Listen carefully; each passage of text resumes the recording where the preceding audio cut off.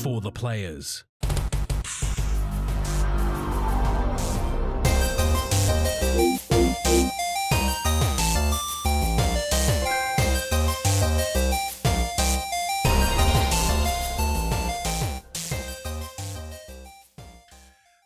I'm Ryan Betson.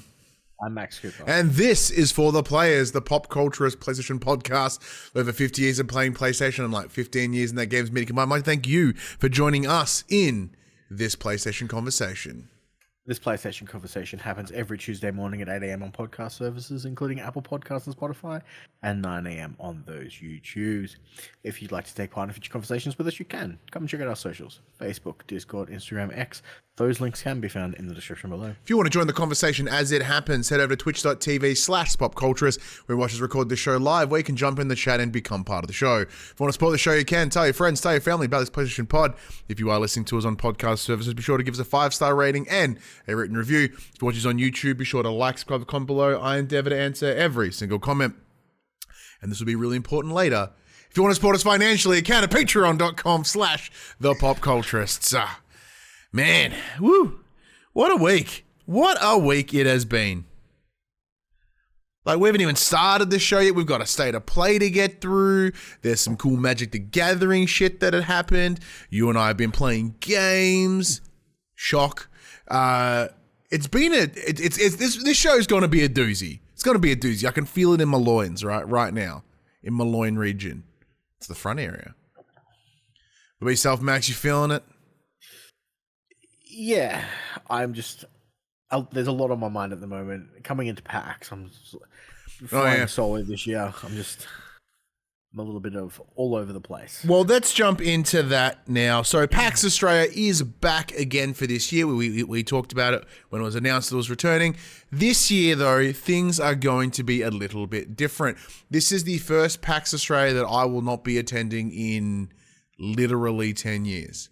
I've gone every year, including the COVID ones. I hosted some panels during the PAX Online. And we did the episode of the show for PAX Radio that one year. So, like, this is the first time, that I'm not doing anything, as I'm over in Perth for the WWE, which is exciting.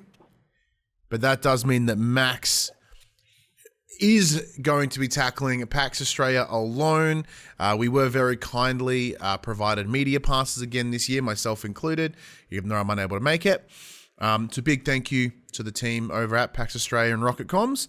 So, Max, what's the pain point? What's the concern you've got? In the chat, my partner Phoebe goes, "I've already sorted your birthday present," which she has. She's told me that it's on its way from Amazon. Ooh, I know what it is. Did you guys chat? Is there a chat going on? I think I know what it is. Ooh, because I have no fucking idea. Good. Okay. All right. Could be. Cool. She was really concerned about it because she bought it, and then it hadn't shipped or processed. The money hadn't even come out, and it's like a special edition or something. So she's like, "Oh shit! What if they don't have it anymore because they got a stock notification?" I'm like, "Yeah, okay, cool. That I don't know. Yeah. I fucking couldn't tell you what that is." Amazon's good like that. Remember? I think your book. At the start of this year or the start of last year, I ordered a book like 3 years in advance. And because Amazon don't charge you until they ship it, yep. I thought it was a fraudulent charge. So I'm like, I rang my bank. I'm like, "Oi, and they're like, "Okay," and they refunded me. Amazon's like, we sent you your shit, and I'm like, "Thank you." Yeah, sorry about that. I was unaware. 3 years is a long time, mate. Jesus. But yeah, so what's your pain point? What's the concerns you have going into PAX? Look, it's my first time flying solo. It's just going to be a lot of things, and like I thought it was going to be pretty cruisy, and then it turns out it may not be as cruisy as I once thought. You've picked a hell of a year not to come. I fucking know, and that's the worst part. Even like the last 3 years, we've been like, "Oh man, should we really go?" It's not what 2 years, 3 years, how many years was? Should we really go? PlayStation are never there. It's more fun for the social side of things. And then I'm like, okay, cool. Well, WWE's happening. Oh, cool. It's all approved media stuff. I'll go there. And then literally the same day that all my media got approved for WWE, PlayStation Australia and PAX were like, yo, we're going to do like, pardon me, a big keynote thing with the director from Yote. He's going to come and talk about the game. And then I got an email shortly after from PlayStation being like, yo, you want to interview him? I'm like, fuck, yes. Oh, actually, I would have made you do it anyway because you would know that you'd care a bit more about the game than me. But like, I was like, oh man, that'd be awesome. Because then presumably all the PR crew are there again, and it'd be nice to sort of just be there and see him again, and you know, do something PlayStation-y at PAX would be really cool. Outside of the panels that I ran myself last year, that you were very gratefully a part of. So yeah, it's gonna be difficult for you flying solo for the first time, but you got it. You've got this. Seasonal patch starts next week. Seasonal patch starts next week. Have you booked him in? So my understanding is next week is you won't be here because you've got a wedding, which means you'll need to come get the gear Monday because I'll need this gear for Sunday. And yeah, so I hit up Padge and be like, yo, next week Max is out. Do you want this to be the first week of seasonal patch? Because the week after is PAX. I won't be there. Obviously to do recording, to do the editing. Same goes for Max. So there's a week off in 2 weeks. Rather than having 2 weeks off and then coming back, I was like, well, maybe we can do one with Padge. Because once again, not everybody watches the YouTubes or etc. So many just listen. So it's been a while since we've had Padge on. We may have had new listeners. I highly doubt it. But they'll be like, oh, well, who's this Padge guy? Why is he important? And why have these two chuckleheads talked about him for the last 2 years? And be like, why does he need to be part of the show? So yeah, hopefully get some seasonal Padge for next week, but he'll be with you over PAX, I hope, because like he'll no doubt want to interview the dude as well, so you can be cinematographer for him and vice versa. What else do we normally do at PAX? Oh, then there's of course the floor tour that we do, which has got less and less numbers each year, but that's fine. Normally because we keep getting distracted and do other shit instead of me rushing and spending the first couple hours doing it. And also, to be fair, last year nothing was built by the time. That's true. Yeah, people were. Yeah, they were building stuff as we were doing it. That's very true. So that'll be fine. And the walk and talk tour, you just need someone to hold the camera. Our good friend Buddy might do it. He's always happy to help, but he would. Oh, I don't think he's. Ooh, is he coming? I don't know. I know he didn't go last year. Or did he go last year? No, I ran into him. I'm pretty sure I ran into him last year. Yeah, I'll find out. But I'm sure there's someone that we can absolutely mooch off of for like 20 minutes. Isn't he a wrestling nerd though? Yeah, but not a WWE wrestling nerd. He doesn't like the Fed. He's the AEW side of things, which I enjoy too. But I enjoy the all the pomp and circumstance. But yeah, like outside of that, in terms of the PAX, we're not on any panels this year. We're not, Audio Technica, as far as we know, don't have a booth or anything, so there's no live recording, so there'll be no podcast on the floor. Which there wouldn't be anyway, because there's no you. Also true. Man, I'm really fucking this up, aren't I? Yep. Why'd I fucking make this thing all pivotal around me? What an asshole. But outside of that, like, there's some cool stuff happening. Magic the Gathering's going to have a huge footprint this year. It's the other big keynote thing. I'm taking my decks with me. I'm going to try and get some games in. Hey, that's a good idea. Take advantage of PAX outside of working. I like it. My hustle would have been like, yo, any of those Spider-Man sets? Or even like, yo, those PlayStation sets? Spider-Man sets are available everywhere because apparently no one wants them. What? So... You know how like some cards from the Final Fantasy Magic the Gathering set were selling for like $40,000? No, but that's dumb. And then the other ones were selling for like hundreds of hundreds of dollars. No. The most expensive card in the Spider-Man set's like $120. So no one's giving a shit. Like they just no one cares. What? Oh, that's heartbreaking. The boxes are just staying at MSRP because there's no demand for them. That's cool. Well, that's good. It means I can get the Spider-Man ones at least. But they're not the ones I want. Yeah, they're releasing another Final Fantasy set for fucking holidays period. Yeah, they're not the ones I want either, Max. Yeah. You do have the Magic in the story, in the news this week? Yeah, I do. Oh, fantastic. We won't touch upon that anymore. But yeah, So for those of you that are, anyone that does listen as we tangent all over the fucking place, because your hosts have ADHD, man. What do you fuck you expect? So then if everyone is at PAX and they do spot Max being all lonesome and sad, please go say hi. I'm sure he would appreciate the company. I assume. I don't know. I'll be there. I'll be doing things. No, I mean, I assume you're happy people to come and walk up to you. I'm just like, yeah, go talk to Max. You're like, I don't fucking talk to anyone. There's a ton of people that I need to catch up with. Yeah, and that's the one thing I'm disappointed about is not being able to catch up with folk. However, I have come to learn that a number of people that I know are going to Perth for, like, say, Raw on the Monday. So I'll get to see Brendan. So are you saying that some people prioritized both things and were able to do both instead of just one? Yeah, but I had the opportunity to do all three. So I took the opportunity to do all three. Like, if you know, it's for me, it's more like, look, granted, I fucking said this every time. You could have timed yourself better. We could have done PAX in the morning, and then you could have flown to Perth in the afternoon and gone to. No, that would not be possible at all. Why not? It was in the flight. Oh wait, no, the flight goes time zones go the other way. Ooh, and it's also like a 2-hour flight. No.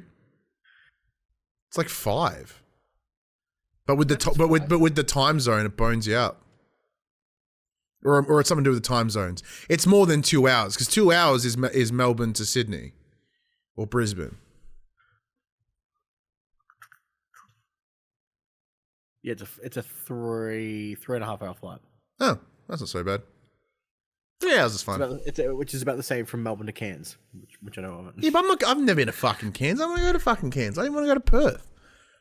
Like, why don't the rest of WWE just do it fucking this side of town? Make life so much easier. And there's a 2 hour time difference from here. That's where I got the 5 hours, yeah. And they're 2 hours behind us. So technically it's an hour flight. Don't do that to me because that's not true at all. You tell that to the guy that can't get out, has that stuck in a fucking flying tube and has difficulty sitting still.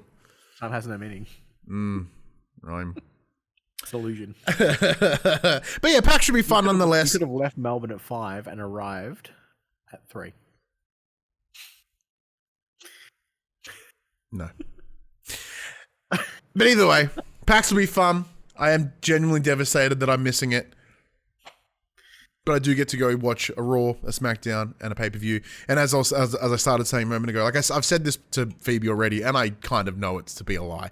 I'm like, oh, look, if I can see a Raw or a SmackDown and a pay-per-view, then next time they come out, I won't have to do it. I'm probably going to do it when they come out. Did you say that last time when you went last time? Yeah. But there were other factors that came into play here. Like same as AEW, right? So AEW, they're doing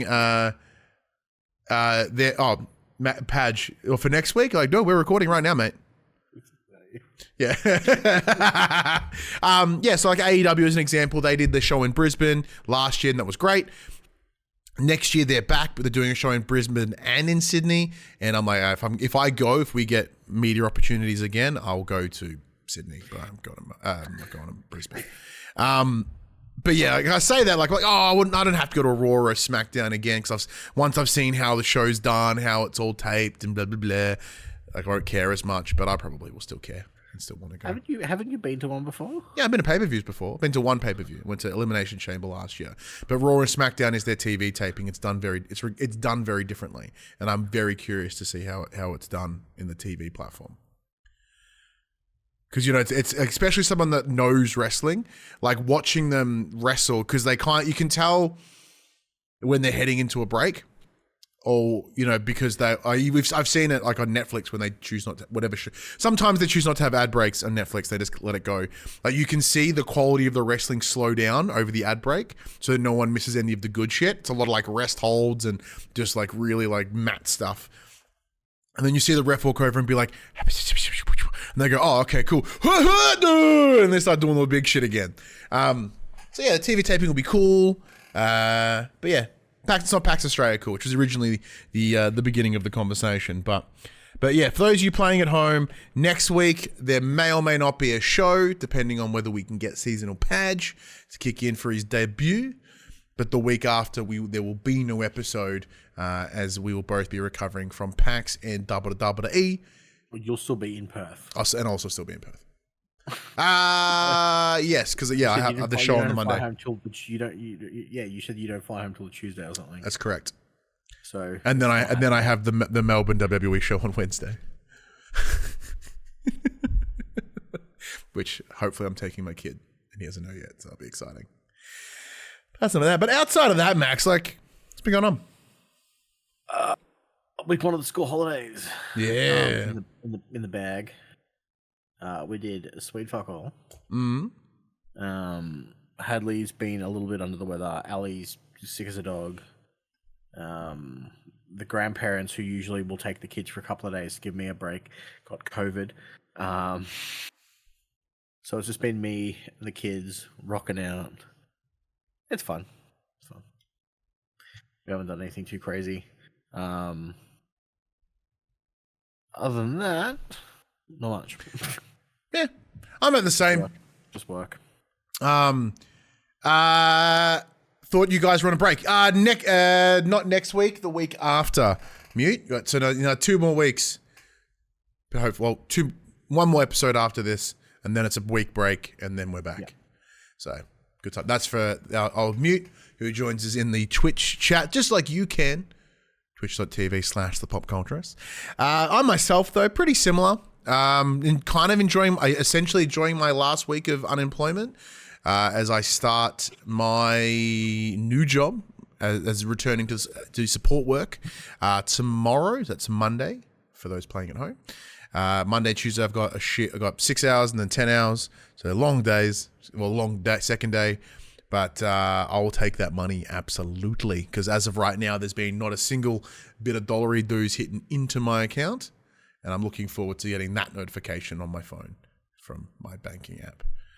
So, yeah, thankfully that's the one. That's why I love Max. Now we've changed this, so we record one day. It got I edit and the next day, because fuck staying up late tonight. I can go to bed. Because I've kind of had a pretty loose sleep schedule. Unemployed life. So now to get back in the swing of it, seems like a smart idea. So, do bed stuff. But outside of that, what was this, sorry? Do bed stuff. Yeah, bed stuff. Not as sexy as it sounds. However, we've been playing some games. What have you been playing, Max? Oh, what haven't I been? I've been playing a lot this week. Oh, yeah? All kinds of nonsense. Where are we starting? I dove back in a skate. Yep.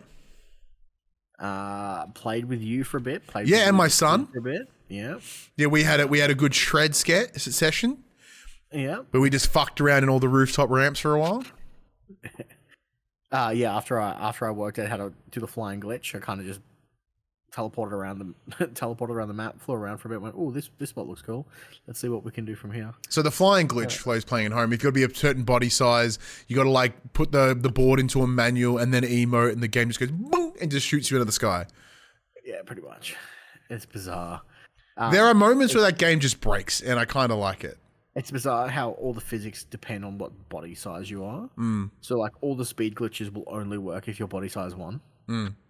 The flying glitch will only work if you're body size 3. What if body size 2? Seems to get nothing. Shit, 'cause that's the one I picked.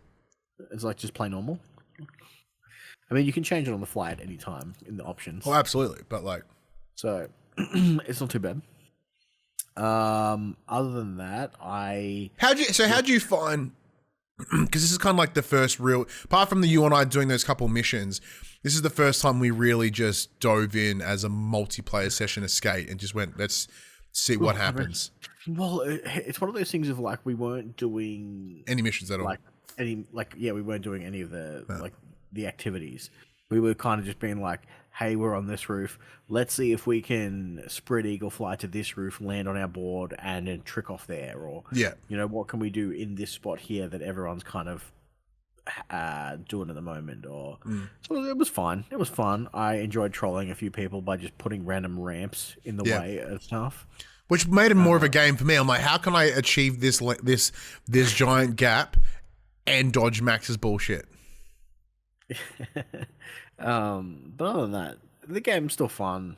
I don't know if we talked about it last week. Did you see that IGN gave it a 4? It is not worthy of it is way better than a 4. It is better than a 4, but it's also not Skate. That is also true. Because, well, as I said last week, because what Skate was, mind you, they've not released one of them since in like fucking 10 years. So, oh my God, who would have fucking thought a brand would have changed over a long window of time of not being around? I agreed with their statement of like, it's the Fortnite-ification of Skate. That is an apt way to put it, yeah. But I don't hate it. I don't hate it either. I think it's perfectly fine. If I was to give it a score out of 10, it would be like a 7. Yeah, I'd go 7 too. Yeah, definitely not a 4. That's it. Because like 5 is the game is the game functions and it is fine. Like 5 is the game that is the absolute most neutral you could feel about a game. If you're like it worked and I played it, that's a 5. The other thing is it's still in early access, so it's still missing features. Yeah, it's still buggy as shit. Yeah. There's an entire section of the map that is not available yet. Well, because having been playing this a long time with the EA Insider program. Was it worse once? Yeah. Oh, okay, cool. Okay, good. I was like, you're like, it's all buggy and shit. I'm like, has it ever been worse? I'm like, yeah. Yeah. Okay, there were times where I just randomly fall through the ground and like clip through things, like depending on what your settings are. Like if you had at one point, I believe if you had your grind assist up too much, it would just fucking magnetize you sideways into shit. Cool. So what I would recommend next time you play, actually go into your settings and change the flicker controls to like pop level always 100. So if it doesn't, like if you fucking up on the fly or you get too much lag, you will still pop it at the maximum height every time, no matter what. Okay. Well, once again, I was gonna say that seems an insane thing to add, but then again, it is PvE, so who fucking cares? And then turn your grind assist down. Just like big jumps, but no like landing. Just see what happens. Okay. And then there's a few other like bits and bobs that you can do, but yeah, I mean it's a perfectly serviceable game. You got to remember it is free to play. The microtransactions aren't really rammed down your throat. Yes, there is a mission that says this is how you use the microtransactions. No one cares. You do it once. Yeah, they give you the micros and go, "Did you do it? Sweet, thank you, bye." You know, like granted, as I mentioned last week, I was very kindly provided the Founders Pack, which gave me a bunch of in-game currency.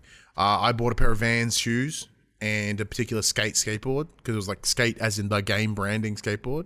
I'm like, oh, cool. It's like the old logo, big.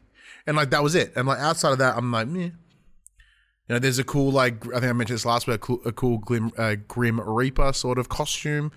That's sweet. Not going to spend the money on it though. Yeah. So yeah, but outside of that though, there is an interesting game that we have been playing. Wasn't really able to talk about it last week because the embargo hadn't dropped, but it is out there in the wild. Thanks to the team over at Devolver Digital, you and I were provided a review code of Baby Steps. So Baby Steps is a game that we first saw in a number of state of plays ago, and the premise of it is that you are this kind of neckbeardy, very autistically coded character that gets, when you're not you're hanging out in your basement of your parents' house, and your parents are like, "What are we gonna fucking do about this kid? He's a piece of shit." Blah, blah. And then you get sucked into a TV, and now you're in this weird land, and you have to then walk to a place. But what makes this different, because it is a walking simulator in the truest sense, but unlike the incorrect assessments of, say, Death Stranding, or the more accurate comparisons to like What Remains of Edith Finch, think games like that, which are, you know, walking experiences, but this game is literally a walking simulator. You must control every step. You control all the balance. Now, I have a belief of what this game is somewhat an allegory of. But before we get into that, let's talk about it, because the exchanges that you and I have had been pretty funny.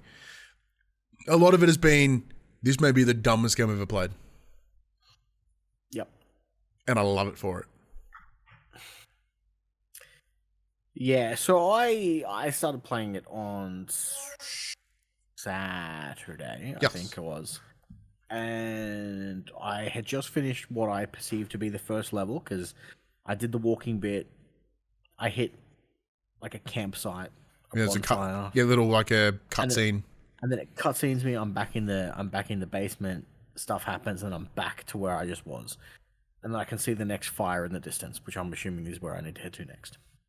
And then Hadley came in. She's like, "What are you playing?" I'm like, "I'm playing Baby Steps." And she's like, "What do you have to do?" I said, "Well, you push the left trigger and you lift your left leg up. Then you move the thumbstick and you can place the." I'm recording. Please hop away. Thank you. Push the left trigger, lift the left leg. Then you control it with the thumbstick. And then if you push the right trigger, you control the right leg. And then you control it with the same thumbstick. And then obviously normal physics apply where you cannot lift both legs at the same time. But you can do it. You can do a mean squat. Well, Hadley thought this was just the best thing ever. Oh, really? And she's like, "This is my game now." Awesome. And she was, she picked it up pretty quickly. She had the rhythm going. She's walking, going up the hill, getting up the stairs, going across the gaps. And she's like, "Hey, Dad, I think I need your help." I said, "Okay, what do you need me to do?" Because I'd been playing something different because she took over. Yeah. And I'm like, "Well, I'm not fucking playing anymore." And she's like, "I need your help. There's water here, and I think that if we stand in the water, we're going to fall down and lose all the progress that I've made." I'm like, "Okay." She's like, "I want you to do it. I think you'll be able to do it."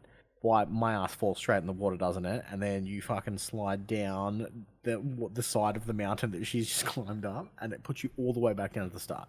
Yeah. And then she looks at me and she's like, "How dare you?" Which is fair. Takes the controller back, gets all the way back up to the top. She's like, "Okay, Dad, I'm back up here." I'm like, "Okay, well, I failed miserably, so maybe you should just try." She's like, "Okay." And then she slipped and fell. Oh, it's not so bad then. Okay, cool. Then we got back up to the top again. I helped her get back up to the top. And I'm like, "Okay, I have a plan." And I went really slowly, stepped to the edge of the rock before the running water. Mm-hmm. And then it wigged out and I fell. All the way back down the bottom. And then for about an hour, she threw the maddest tantrum. She got so, I had to turn it off. There were no more video games that day. Mm-hmm. She cracked the shit's hard. I'm like, okay. So she kind of enjoys it, but she also doesn't like getting reset constantly. Yeah. Because what ended up happening was she somehow got turned around on the way up, and she walked all the way back down. So it wasn't like she tripped and fell. She just walked in the wrong direction. Yeah. She's like, "Why didn't you tell me?" I said, "Well, I didn't know. I haven't been watching you play. I don't know what you're doing. I've never played this game before. Don't be mad at me. You did it." Yeah. And then the shit hit the fan, and it was just a fiasco. So yeah, that was fun. Yeah. My experience with Baby Steps. Well, look, mine's a little bit more than that, but it's still very similar. So, and then there was a lot of me sending you twerking videos. Oh, the first thing I did is once I realized this game had some incredible jiggle physics, like way better jiggle physics than like Stellar Blade or whatever. Instead, it's just this, clearly a dude in his late 20s with his very whole lot of cake just jiggling all over the place. Similar to yourself, yeah, my experience with Baby Steps was quite interesting. Like I saw, we got the email for it a little while ago, like, "Hey, who's interested?" And I'm like, "Yeah, we saw the state of play. This looked dumb as hell. We're in." And very similar to that experience, was I got to a point, I fell, I got stuck in this giant fucking pen. And I'm like, I genuinely don't know how to get out of here.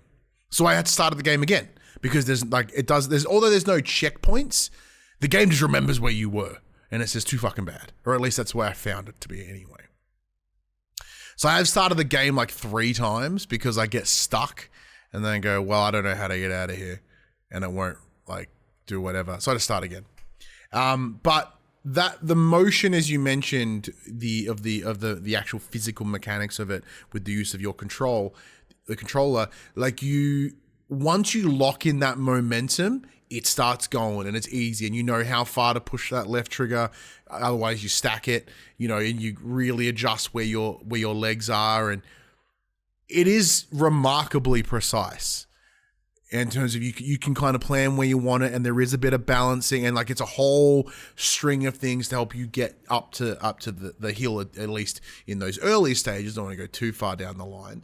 The first thing you do is you come out of a cave, you walk up a hill, go to that campsite Max mentioned, and then I will leave it at that because, you know, people want to experience this the first time. Now, saying that, like, I'm not insanely past that. I am certainly further than that, but yeah. So the challenge that I'm having with it, Max, is very similar to what Hadley was facing, in that when I decided to boot it up, the multiple times that I have, it's always been like, yeah, baby steps, why not? Like, it's not, I've not gone in with that dedication and that, like, all right, I'm going to be persistent. I'm going to give this a real solid go and just solely focus on it. Now, that also would require me to be in peak Ritalin brain to really not be frustrated by the continued fuck-ups. And I'm yet to lock in that time. I get a little bit further, and then I fuck it up, and then I start the game again, and then I go again. But in terms of the game itself, as I mentioned, with the premise and the setup of parents thinking that this, you know, they're like these lived here too long, the son's got to get out. To me, the way I see this game is, you know, once again, as I mentioned, the main character is very autistic coded. So, like, the way I see this game is an allegory for someone. I think whether they're on the spectrum or not, it's the story and the journey of stepping outside of home for the first time, right? And going on this new journey that is your life. Now, granted, as I mentioned, because the character is so clearly autistic, even how he delivers, how he socializes, it's very defensive. It's very, like, shut in. It's very not good. And then the other characters come in. They're all strained for some reason, which is really fun. But they're all, like, witty and snarky and sort of like, as they chat to the guy, it's all like, hey man, you're a fucking weirdo, what's going on? You know, like, not giving him those moments just to whatever, and because he's all defensive and whatever, because of his social ineptitude, it does make it uncomfortable to watch in those encounters, or at least I found. Now, granted, I'm very lucky in the way with my autism, like, granted, I'm not the best social interactor, but at least I can speak pretty well. And I just get, you know, that's shout out to the editor, I guess. So I guess for me, that's how I see the game. I interpret the game as this is an analogy or a look into the view of what it is like for someone to be neurodiverse, to then go and explore the world for the first time. Like, you know, you go live by yourself, you go be independent, and this is what it's like. So it's weird. Each step is fucking difficult and hard, and you find weird shit along the way. But then, you know, just like regular life, you can make a mistake and fumble, and you pick yourself up and you go again. You know, so it does demonstrate that resilience of life, but with also that extra level of difficulty that comes with a neurodivergent brain. But I'm very likely putting my experiences into the game rather than what is actually being presented. For that alone is certainly has my interest. How it pays off, I'm yet to see. What's your thoughts? Granted, there's not much story to really delve into.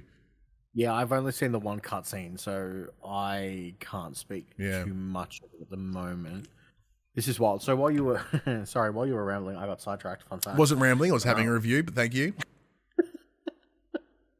And a discussion that was currently one way. Thanks, Max. Oh, very much so. Because I'm not further than you, so I had no idea what you were talking about. Oh, fucking amazing. But what I was doing is still relevant. So I'm like, baby steps take skill, right? Yes. There is a certain finesse to playing this game. Yes. What is one thing that I like doing? Speedruns. Ooh. The current speedrun for baby steps is 53 minutes and 25 seconds. So I'm like, oh, let's have a look at this short clip that they've got. These motherfuckers are jumping. How? They have a tutorial on how to do it.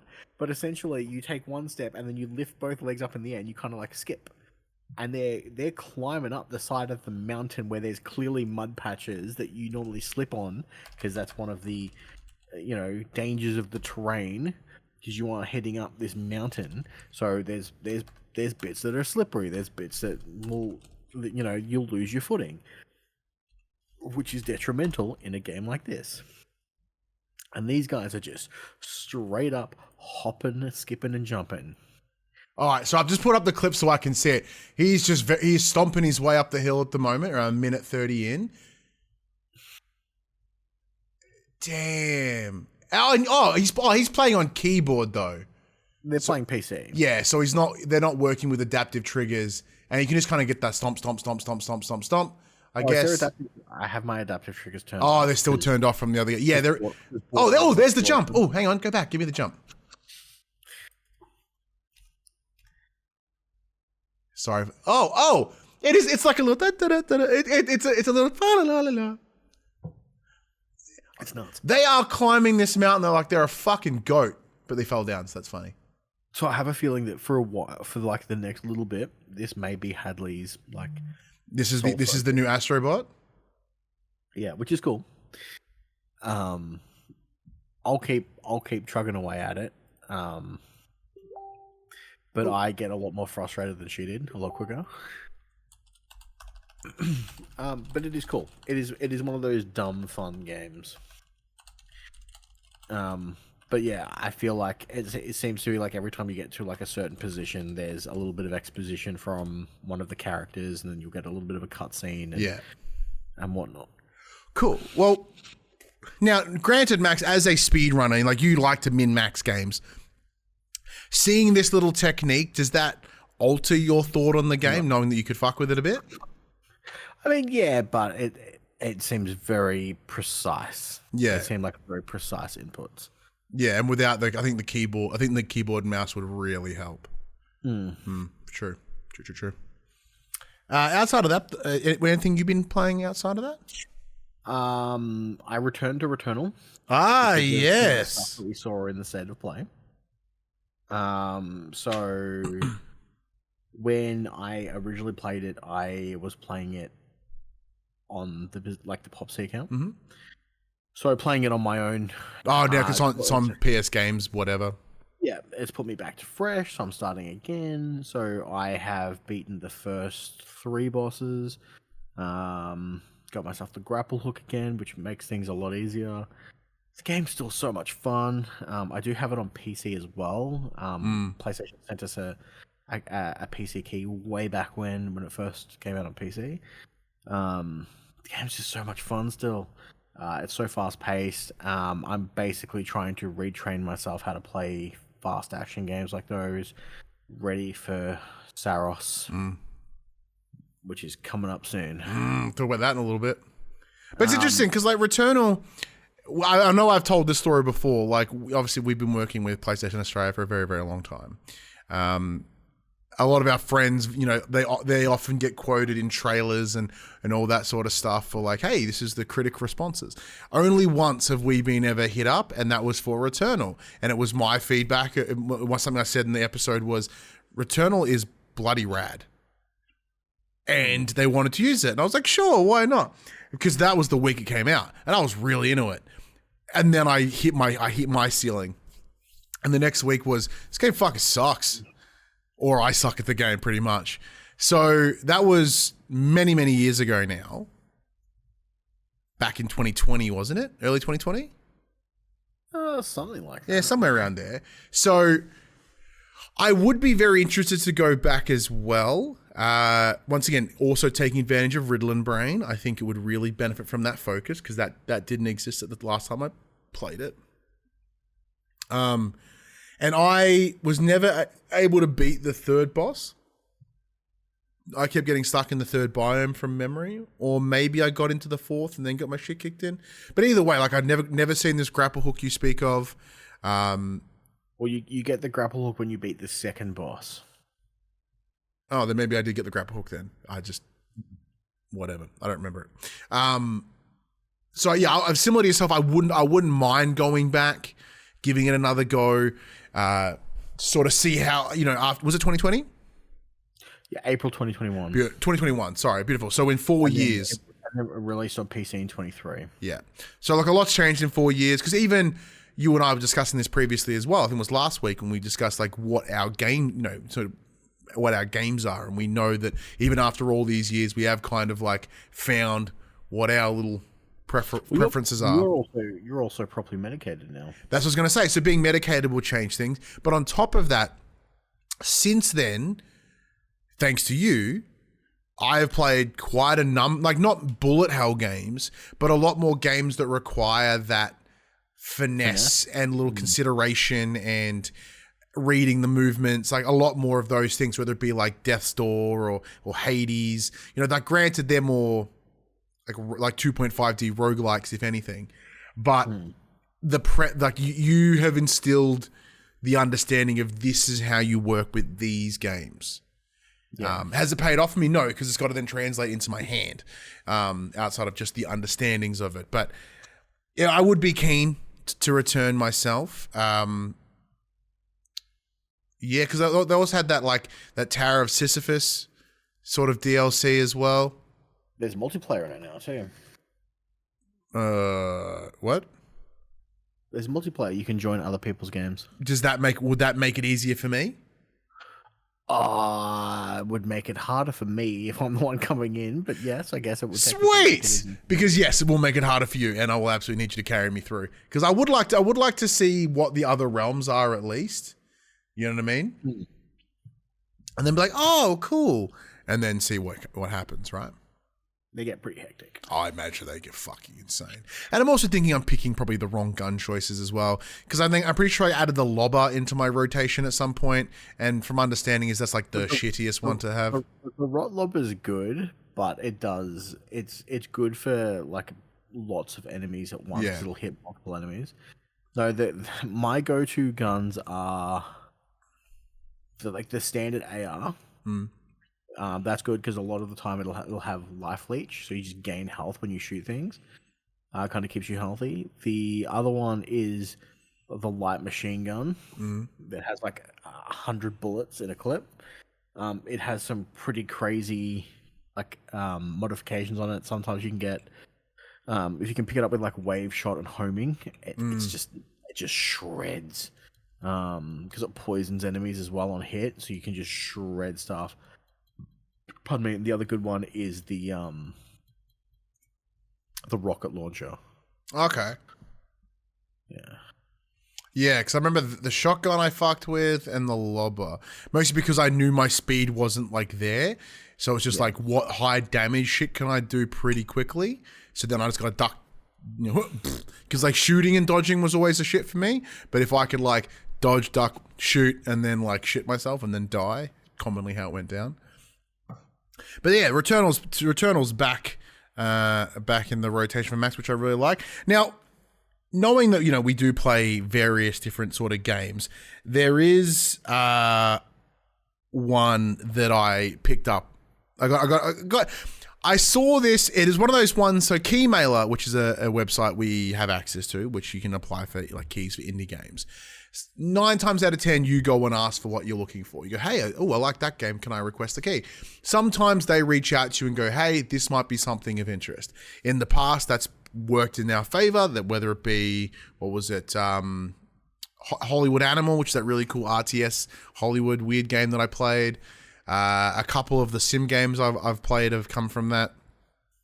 This game, though, particularly is called Before Exit Gas Station. So this is a sequel, first one being Before Exit Supermarket. It is Max. This is where I'm curious whether it might be a you thing, and I'm keen to see for Phoebe to check it out. It is essentially a rogue-like finder game. So the idea is that you've got 7 days in game to get this promotion. And your job is you come in at the end of the day, you clean the store, you get it tip top, and you leave. You got to do that 7 times. But because it's roguelike, runs are different. Every run is different. It might be, it might be a culmination of different things. Like as you progress further in the days, I find that they tend to stack more things at the same day. It could be as simple as go and change all the bins, make sure all the doors are closed, turn all the lights off, restock the toilet paper, ensure the shelves are full, make sure there's no spills on the floor. Is everything upright and standing? Are all the signs, straightened, etc. So it is essentially like it was I Spy, the book back in the day, where you walk in the room and go, okay, what's out of place? What's out of place? All right, that bin's got green shit coming out of it. I've got to replace that bin, take it out, put it in the dumpster, put a new liner in it, look at the shelves. Are any gaps in the shelves? Yep. Okay, cool. So you kind of then just have to go through this internal list in your head of like, what are the things that could appear and are they appearing and how do I check them off? Because when you, at the end of your day, because you can choose to end the day whenever you like, you walk through the back door, and if you've done well, you walk down the little step, you walk to your car, end of day. However, if you fail and you miss something throughout the day, your boss, who is this elderly Asian man, pops up and goes, doesn't say anything because there's no voice. He just looks at you, taps his watch or gives you a sign, and you get like 2 warnings, and your third, you're fucking fired. So what I love about that character alone is you walk out and normally he's there to the left. The camera sweeps to the left, and if you don't see him, you're in for the good trick. You walk down those steps, you start walking to your car. Then, this is where it gets interesting. The more that I've played it, the more variations of him coming out of fucking nowhere. There was once where he jumps out of the tree and it's like, ha! I'm like, oh, fuck, I made a mistake.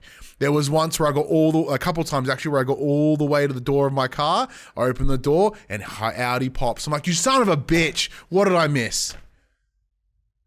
Does he tell you what you missed? Yeah, so at the end, it'll be like, missed items number, and then it'll give you a hint.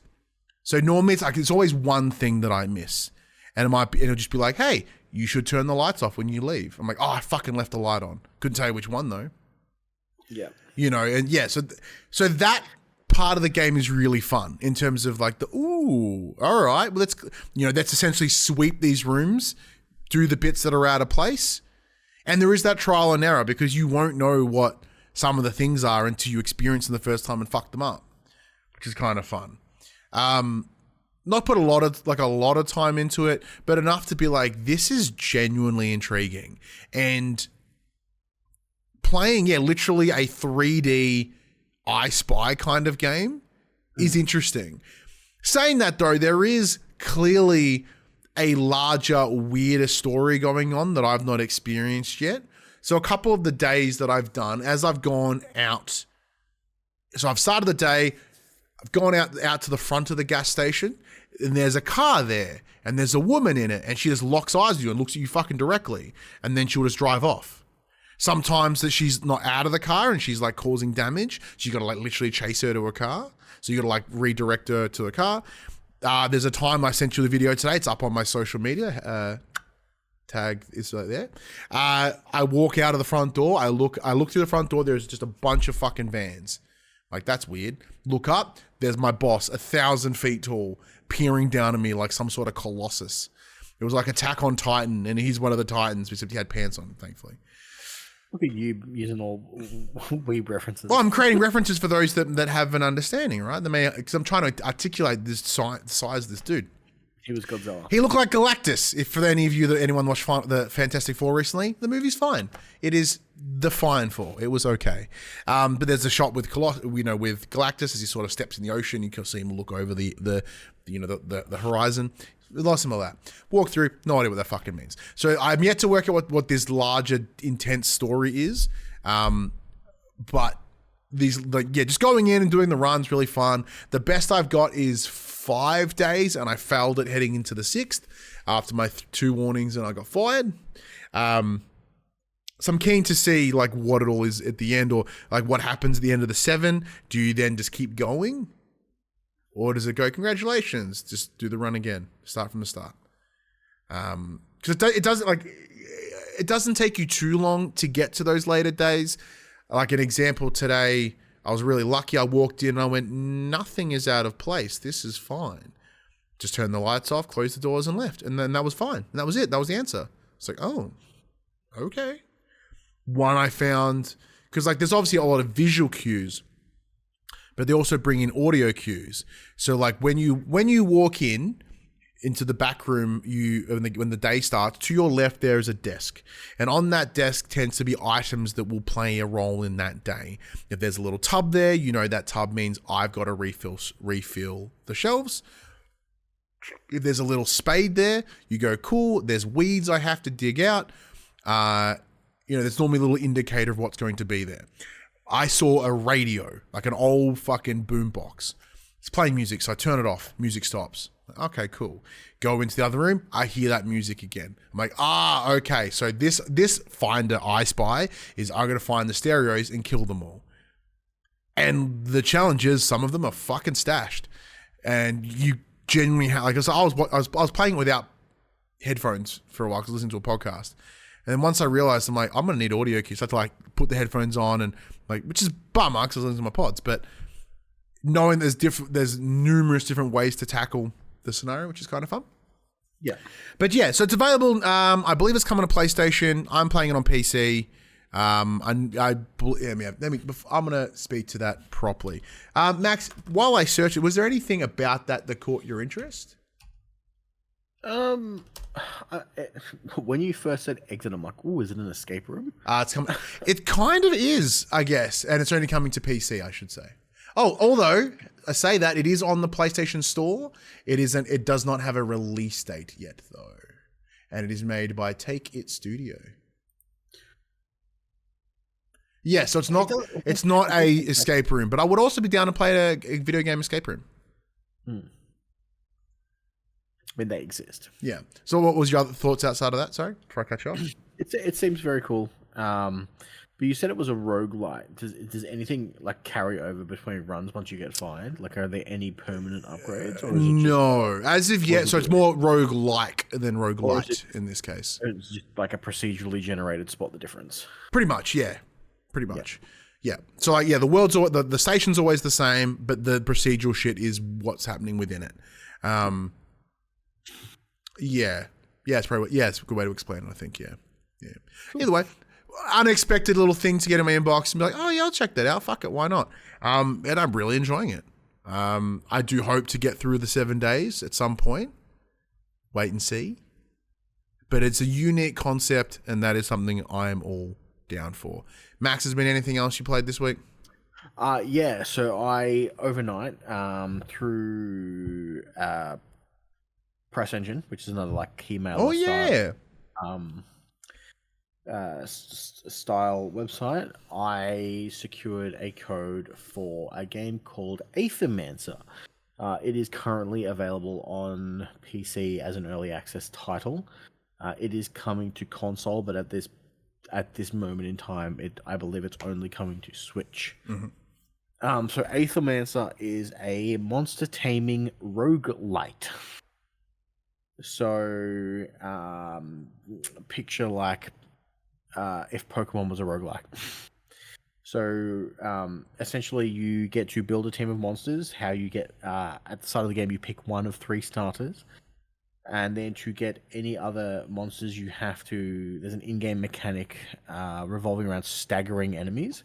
And once you stagger them, if you have the correct items, you can pull out their essence. And then you can use that essence to summon them in requisite battles.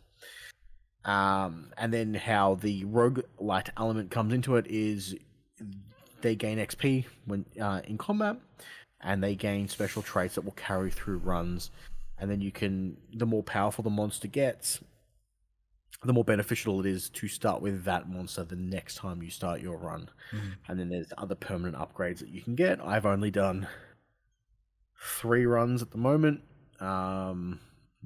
It's taking me a little while to get used to it. So essentially, it has the same like paper scissors rock style gameplay, where to stagger enemies, they'll have an element or an aether in this case, or attributed to them, and then you use skills based on that aether to help stagger those creatures, so you can do more damage. They'll miss their turns, all kinds of stuff like that. So there's 5 different aether elements. The 4 usual ones: water, air, fire, earth, and then there's Wild, I believe the last one is, or Chaos. And essentially, yeah, you go through. Picture it like they're all instance areas. You can walk around the areas to fight the mobs that are in there. Pardon me, find secrets, find extra currencies, all that kind of stuff. But then you have, at the end of each biome, you have a branching path of where do you want to go next, similar to that of maybe Slay the Spire. It'll say there will be a random NPC if you choose to go this way. There will be a merchant if you choose to go this way. There will be some other special thing if you go this way. And you have to weigh your options as to how you're going to progress.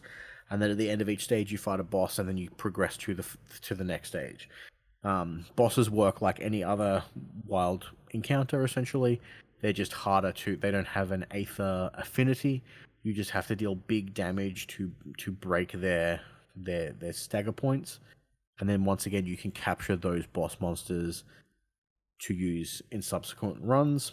It is a max team size of 3, so you want to build a party that synergizes with each other, because that'll also depend on what skills you're offered when you level up each of your creatures. Sorry, I'm listening. I'm just looking at screenshots and stuff, so I have an understanding of what you're saying. Yeah, no, that's all right. So okay. There are currently 50 plus monsters in the game. It's rated really well on Steam. It's like 4.4. It's turn-based 3v3 combat, with the elemental resource system being Aether, as I mentioned. The NPCs have dynamic dialogues. All the art and animation is hand drawn in pixel art. It does look fantastic, actually. Yeah, so this actually got put on my radar by a couple of my friends who bought in on early access. And then I just happened to be searching through Press Engine to see what was out there. I'm like, ooh, I've heard good things about this. Requested a key, and then they were kind enough to send me a key the next morning. So I've played for maybe an hour so far. I'm really enjoying it. It's one of those games where you can you don't have to finish the run. You can save and quit your run at any point. I have yet to get past the second boss. The second boss has absolutely destroyed me each time. I just haven't found the correct synergy of monsters yet.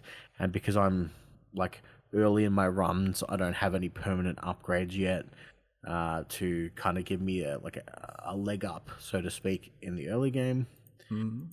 So at the moment, I'm kind of just doing runs, grinding, getting as much resources as I can to pull out when I eventually die, and then buying those upgrades. So because you can I think the term that they use is soul bonding.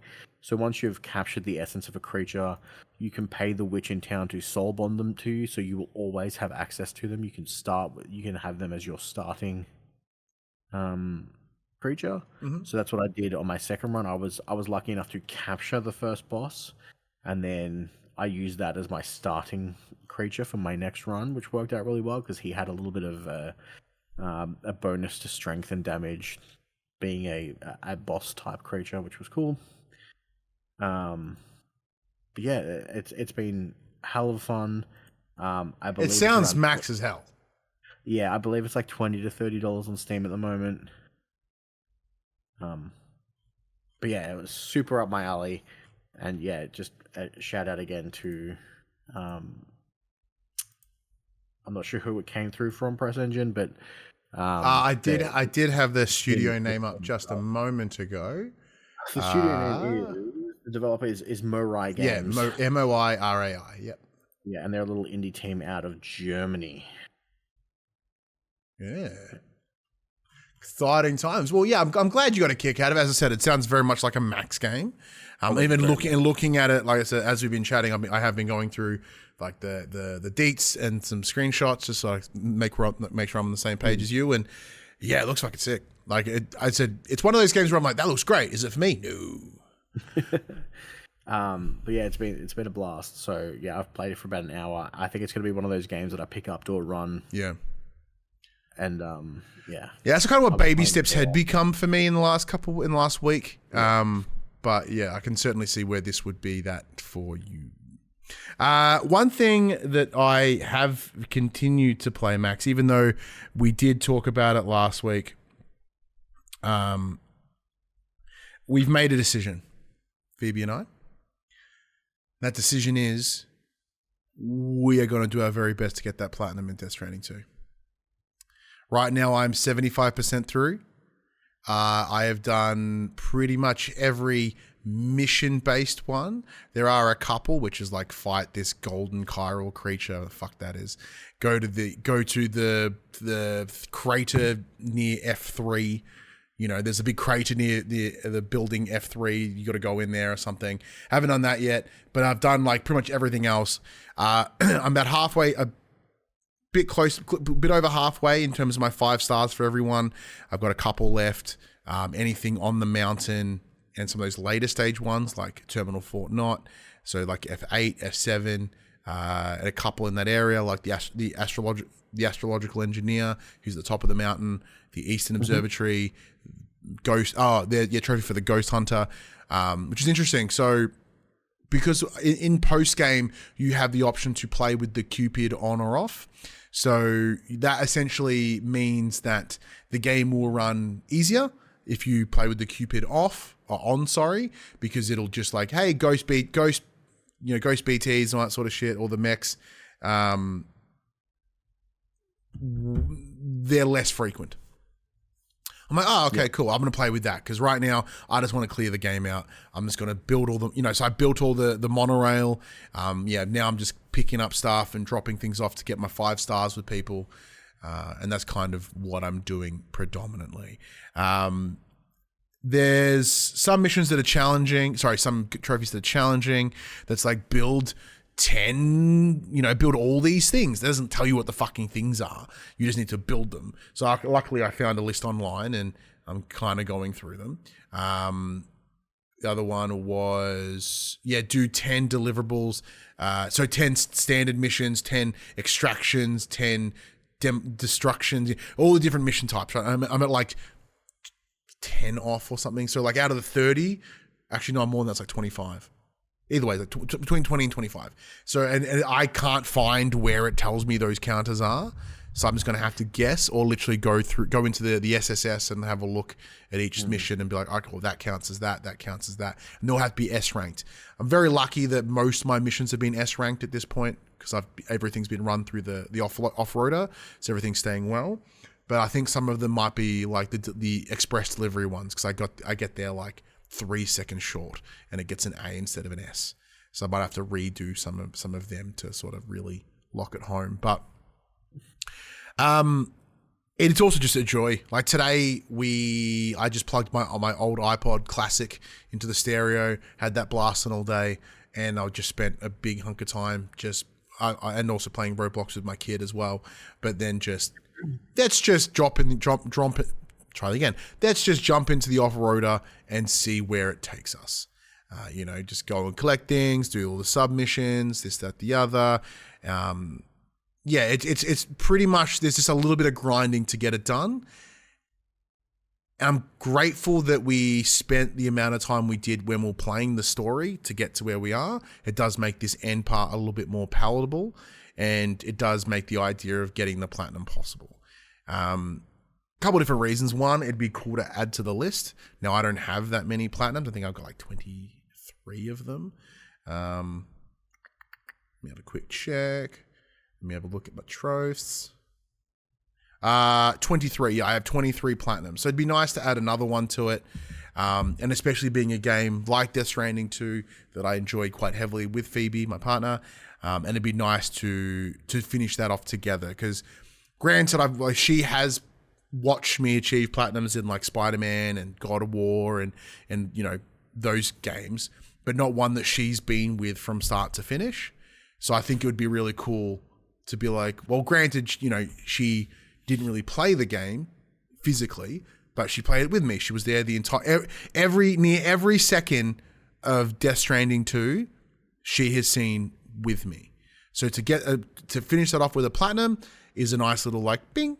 And I'd be super happy with it, right? And, I did find, I don't know whether I sent it to you. I did find this store, like they sell the STLs for like 3D printers, and they have like custom built ones for like each of the games. So like you go in there like list, and it's the same platinum trophy, but it might be colored different if you're using different colored filament. Or down the front it'll say the game, and you could probably put the date on the back if you wanted to. Because I had thought about, like, I've only got 23 platinums, and some of them are shit, and some of them I'm pretty proud of. Like, it'd be fun to like print little mini 3D trophies and to sort of have them. But like, these are the ones we got, all the little platinums I have. So I might go around. You're doing better than me. I've got like bugger all platinums. Well, yeah. Like it's interesting because we talk about this all the time. Like, I think about trophies all the time, and I'm very conscious in the choices that I make when I play. Like while I'm playing a game, like, well, what trophies can I get while I'm playing? Now, like our friends over at Explosion Network, like Dylan, and you know, even podcasts, other podcasts listen to, like Sacred Symbols, they care a lot more about platinums, and they want to ensure they get them in almost every game that they play. So if you ever look at Colin Moriarty's trophy list, it is like platinum.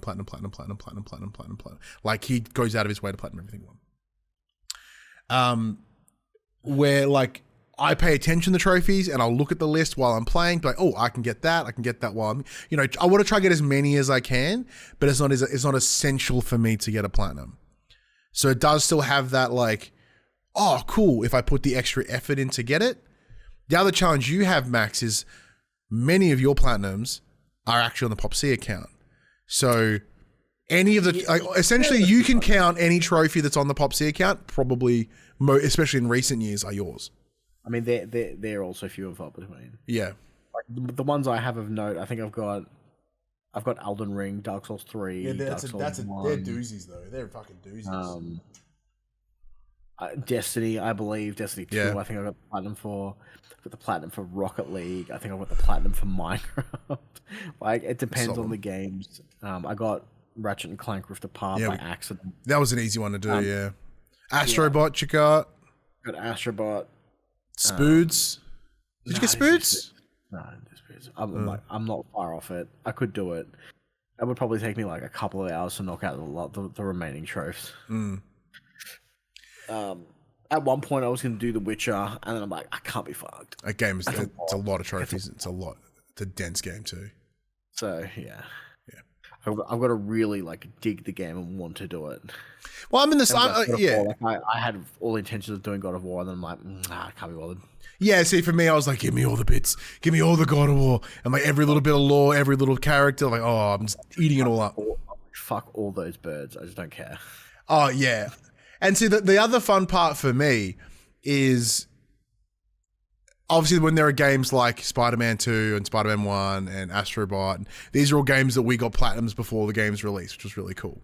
But it's hard because if you're like, granted, PlayStation have been very, very kind in their last string of games where most of you can achieve a platinum regardless of your difficulty. There's a lot of things that work in your favor. But there are times I was, when we were at the PlayStation Media event a couple of weeks ago, I was chatting with our good friend KV, Kieran Verbruge, former head of Press Start Australia. We were chatting about Platts, and then we're like, oh yeah, because like when we were playing Spider-Man 2, the only reason, like, he's ahead of me in the total world ranking. You know, he's like 8th in the world. I'm like 20th or something. Because I literally there was a point where I went, hey dude, pretty sure you got the platinum by now. Can you help me with this one trophy? Because I fucked if I know what it's supposed to be. And even when he told me, I was like, how did you guess that? So, so like I said, I'm the same as you. Not super, like, I don't have to get them, but I like to get them. It does feel good. But yeah. Ghost Yote platinum, Max? We'll see. I don't think the trophy list's out yet, yeah. Yeah, the trophy list's definitely out. Oh, is it? I think so. Sweet. Well, there you go. But hopefully when we play that in a week, we'll be able to talk to it. But, is there anything else you've been playing? Not on my end. Let me have a quick squiz. Look at my thing. Nope, that's it. All right, so let's get to the section we call Inform the Players. We tell you about what happened this week in PlayStation. Now, normally, when we have a dense show, we go, oh man, we should probably really like tighten it up. It's been an hour and 10 minutes, and we're now getting into it. And we're just going to start things off with what was unquestionably the biggest bit of news of the week. We had a state of play. How do you want to do this? Do you want me to just... Well, let's go this way. So, without getting into the specifics, overall, what's your thoughts? One of the better ones that we've had in quite some time. Yeah. It is one of those. So, I was going to get up. I was going to get up early, do like live stream it for the funsies. I woke up at 6 and then went back to sleep. And I totally should have got up and live streamed it because there was some really good stuff in there. Now, granted, this was very much a state of play of, these couple of things, absolutely for me. Everything else, not for me, but I can see the appeal. Like, that would be a Max game, or that's not for me, but I can see someone getting excited for that. So for that reason alone, like, I certainly think it was quite a good state of play. But what we should do, Max, is let's just start at the top. You've listed them in order, and we'll just go beat by beat. All right. So first up, they kicked off the show with Saros, the new game from Housemarque. Got a new gameplay trailer and a release date of the 20th of March, 2026. Yeah. So looking at this, Apparently Nixus is also working on it. Yeah, in a support role, which makes sense. And I think there's also like whatever the team out of Japan is that does a bit of help as well. Which is cool because Nixus has helped stacks of other teams. Like I believe they've got credits on like God of War and stuff as well, because they were helping there.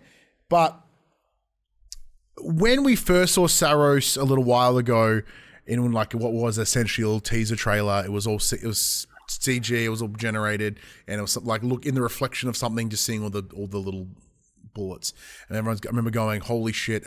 Is Housemarque doing essentially Returnal 2?" And it kind of looks like they are. Spiritual successor. Yeah. So Housemarque commonly don't do a lot of sequels or anything that is too deeply connected. There's been a couple, but predominantly not so much.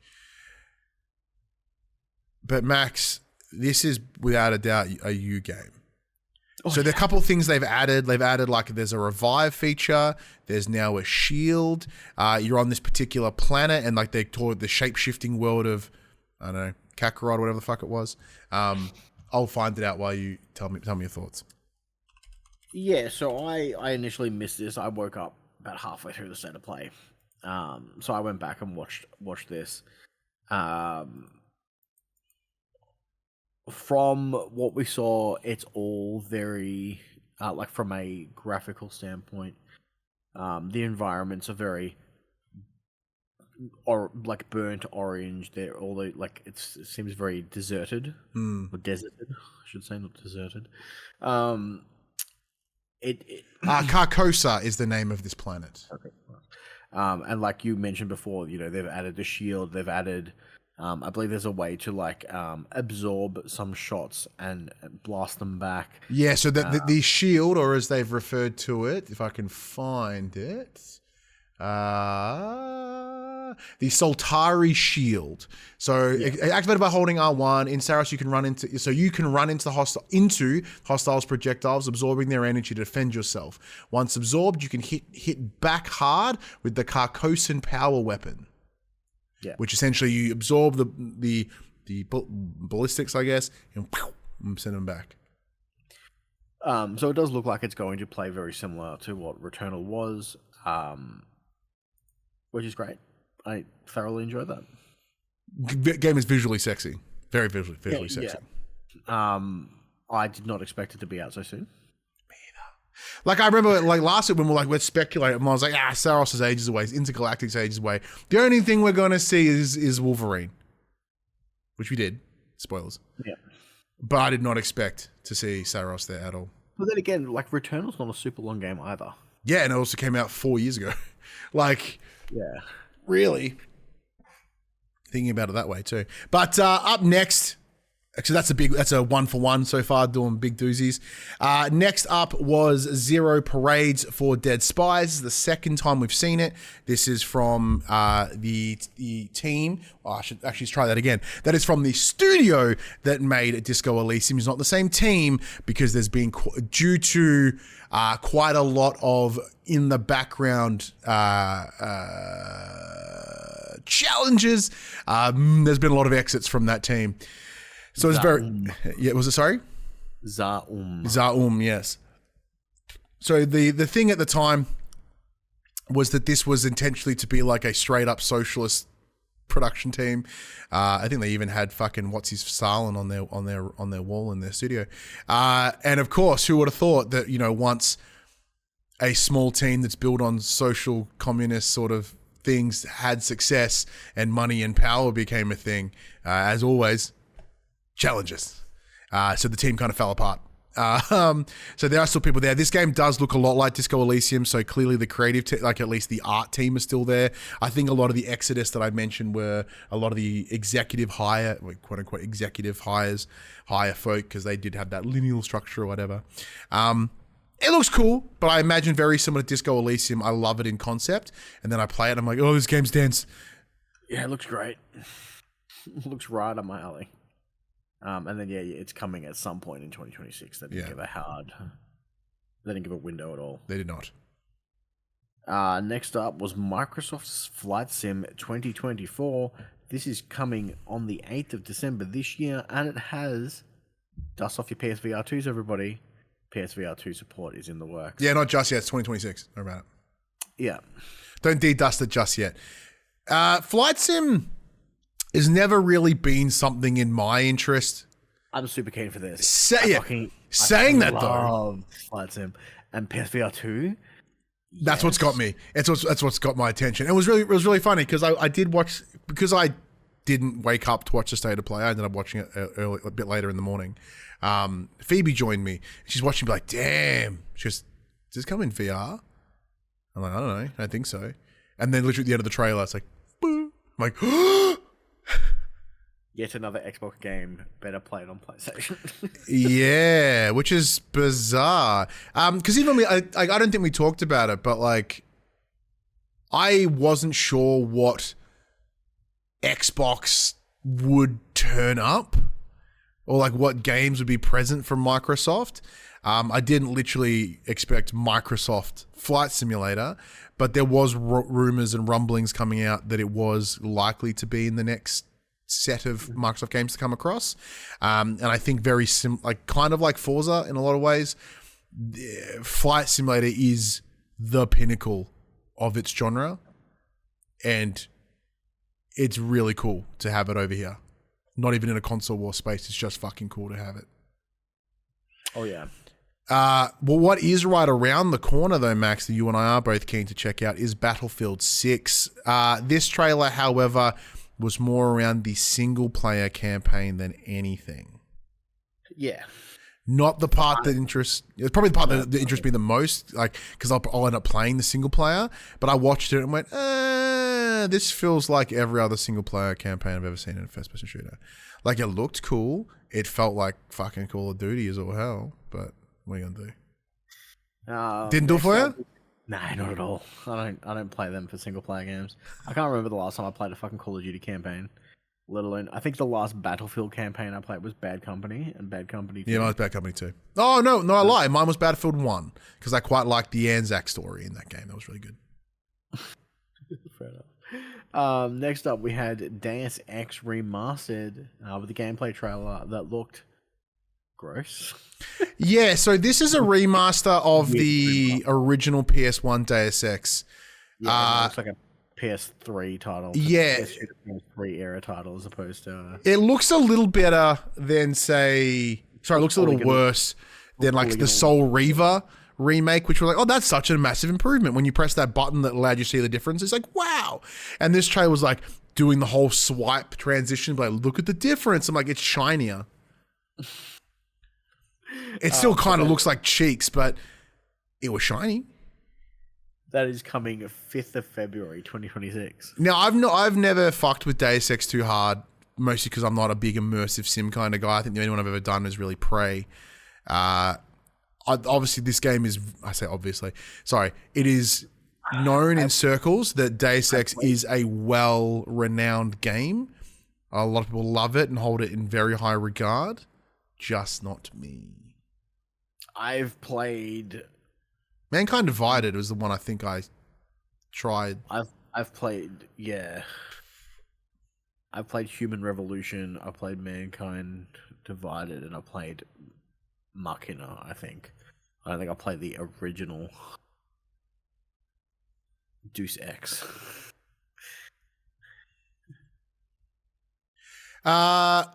Next on that list, those asymmetrical multiplayer games, Max, they continue. This time, it's Halloween, the game. Very similar to that of Friday the 13th, Predator Hunting Grounds. Dead by Daylight. Dead by Daylight. It was the big doozy. Yeah, it's taking a horror franchise where you play big fuck off dude, and then the other four people are campers, civilians. The big difference here is this also has a single player mode. What? Yeah, that's interesting. Yep. But what I like, there's a couple little things I liked about this. Now, granted, I am no expert on the Halloween movies at all. I think the only ones I've seen were the Rob Zombie ones, and I was like, hey, I like Rob Zombie. He's pretty cool. And like Michael Myers is like a pretty well-known character. And one of the things I liked, and they mentioned it in the trailer, is because whenever you watch any of those movies, you turn a corner, like that cunt was behind you, and then you turn a corner and he's there, and you're like, how the fuck did you get here? In the game, that's a mechanic. You can kind of and like phase into this nothingness and kind of like duck ahead, and that is awesome. Just to like, if you want that true sort of like slasher experience, little things like that is a really dope idea. In the chat, Mute asks, have you seen Shrek? Of course I've seen Shrek. And I've seen Austin Powers. Yes, I have. I was having a discussion last night, actually. Wait, wrong guy. You're watching multiple streams right now. Look at you. He's referencing Michael Myers, mate. Oh! That's Mike Myers. That's the difference. Jesus. I know. What a dingus I am. But yeah, look, caught my attention. I like that. That was interesting. Cool concept. I enjoy the fact that they're releasing it on the 8th of September next year as opposed to fucking Halloween. Yeah, literally a year out is like insane. For a game like this where they can't really tease them because there's a finite amount of Halloween lore, and hopefully they're going to run like a bunch of betas to make sure this shit works on launch. Yeah, because all the rest been pretty consistently broken. Yeah. Next up, Last Epoch. Announced their first major expansion coming sometime in 2026, and alongside that expansion, it is releasing on PlayStation 5. Last Epoch is a action RPG akin to Diablo, Path of Exile, all that stuff. Apparently, it's one of the better ones at the moment. I haven't played it. It's cool that it's coming to console. And on top of that, they've announced, as I'm sure you've mentioned, the expansion as well. So, yeah, granted, them bringing it. Write down what the name of the expansion is, but it's their first major expansion. It is called Orobus, Orobys. Yeah. So he's coming to console, bringing a DLC with it, which is sure, like very much a Max game more than a me game in terms of the Diablo style. Yeah. So they're not for me though. Next up though, even a game that's even less for me is the Seven Deadly Sins Origin. It was a gameplay trailer for the upcoming game inspired by the anime, and it'll be launching on the 28th of January 2026. So, as you can understand, I fucking don't care because anime. It looks like butt. It does. It looked like shit. It really did. It's a free-to-play NetEase game, which means it's going to be filled with microtransactions. I'm glad it happened in the middle of the show. Because, like, this does tend to happen with state of plays is we hit that kind of Japanese slop section. And it's just a string of games I don't give a flying fuckhole about. And they always look the same. And they all look kind of cheeks. And nope, there wasn't any other ones. But Luckily, that's probably what made this state of play better, because there was like 2. Next up, we had Sonic Racing Cross Worlds. Yeah, I got a little bit more gameplay, and they also announced that the release of the Mega Man and Proto Man as premium DLC coming in 2026. So this game is out. It came out Correct. on Friday. I forgot to email about it. So the Sonic games, they hold a place in our family. My son has forever been on the precipice of Sonic autism. And I've done my very best to ensure that doesn't continue. Just because, like, when you get deep into Sonictism, like, it's a whole other world and it's dangerous. But I'm happy to mess with the movies, and I'm happy to mess with Sonic Racing. So the original Sonic Racing was a PS Plus game a number of years ago.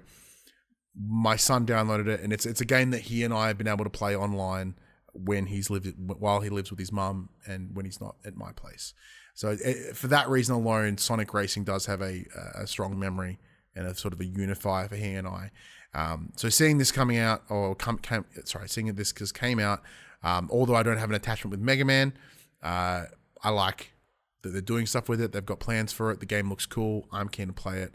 Hopefully, I get to check it out and mess about with my son. It'll be fun. More of a Max game this time though. Neo 3 was considered the launch trailer, and it is coming the 6th of February, 2026. Yeah, I'm really glad that they're pacing out all their fucking games at the start of the year. Yeah. I'm glad that in a time where you can release a game almost any time and it would be reasonably successful, that they still choose to just cram them into February. And it's all just to get ahead of fucking GTA 6, I'm sure. Yeah. But Neo 3, like, obviously you've enjoyed your Neos in your past. I've enjoyed Neo in the past. Probably the only Soulsborne that I'm more okay with. Yeah. I can't remember. I think they're going more open world with this one from memory. I think as so. opposed to the previous titles where they're kind of been like instance missions, locations.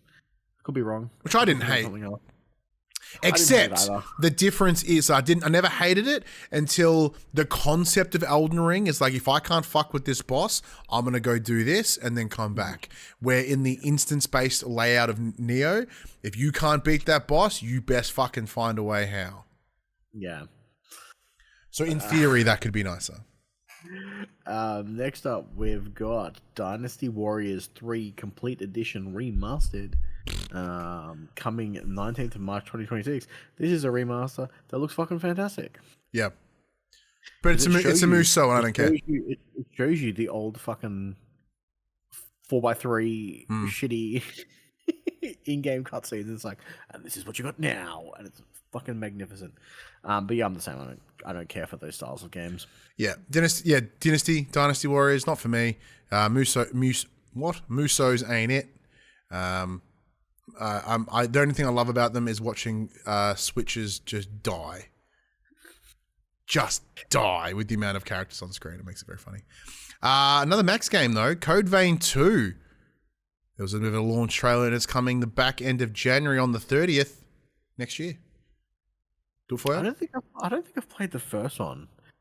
I remember playing the first one. I swear you did. I played the first one at PAX when it first launched, pardon me. But I don't recall ever playing the game. I think it was a PlayStation Plus title at some point, or a part of some form of subscription. Yeah, I'm pretty sure it's in my library. I've claimed it once at some point. Next up, I believe we saw Final Fantasy Tactics: The Ivalice Chronicles.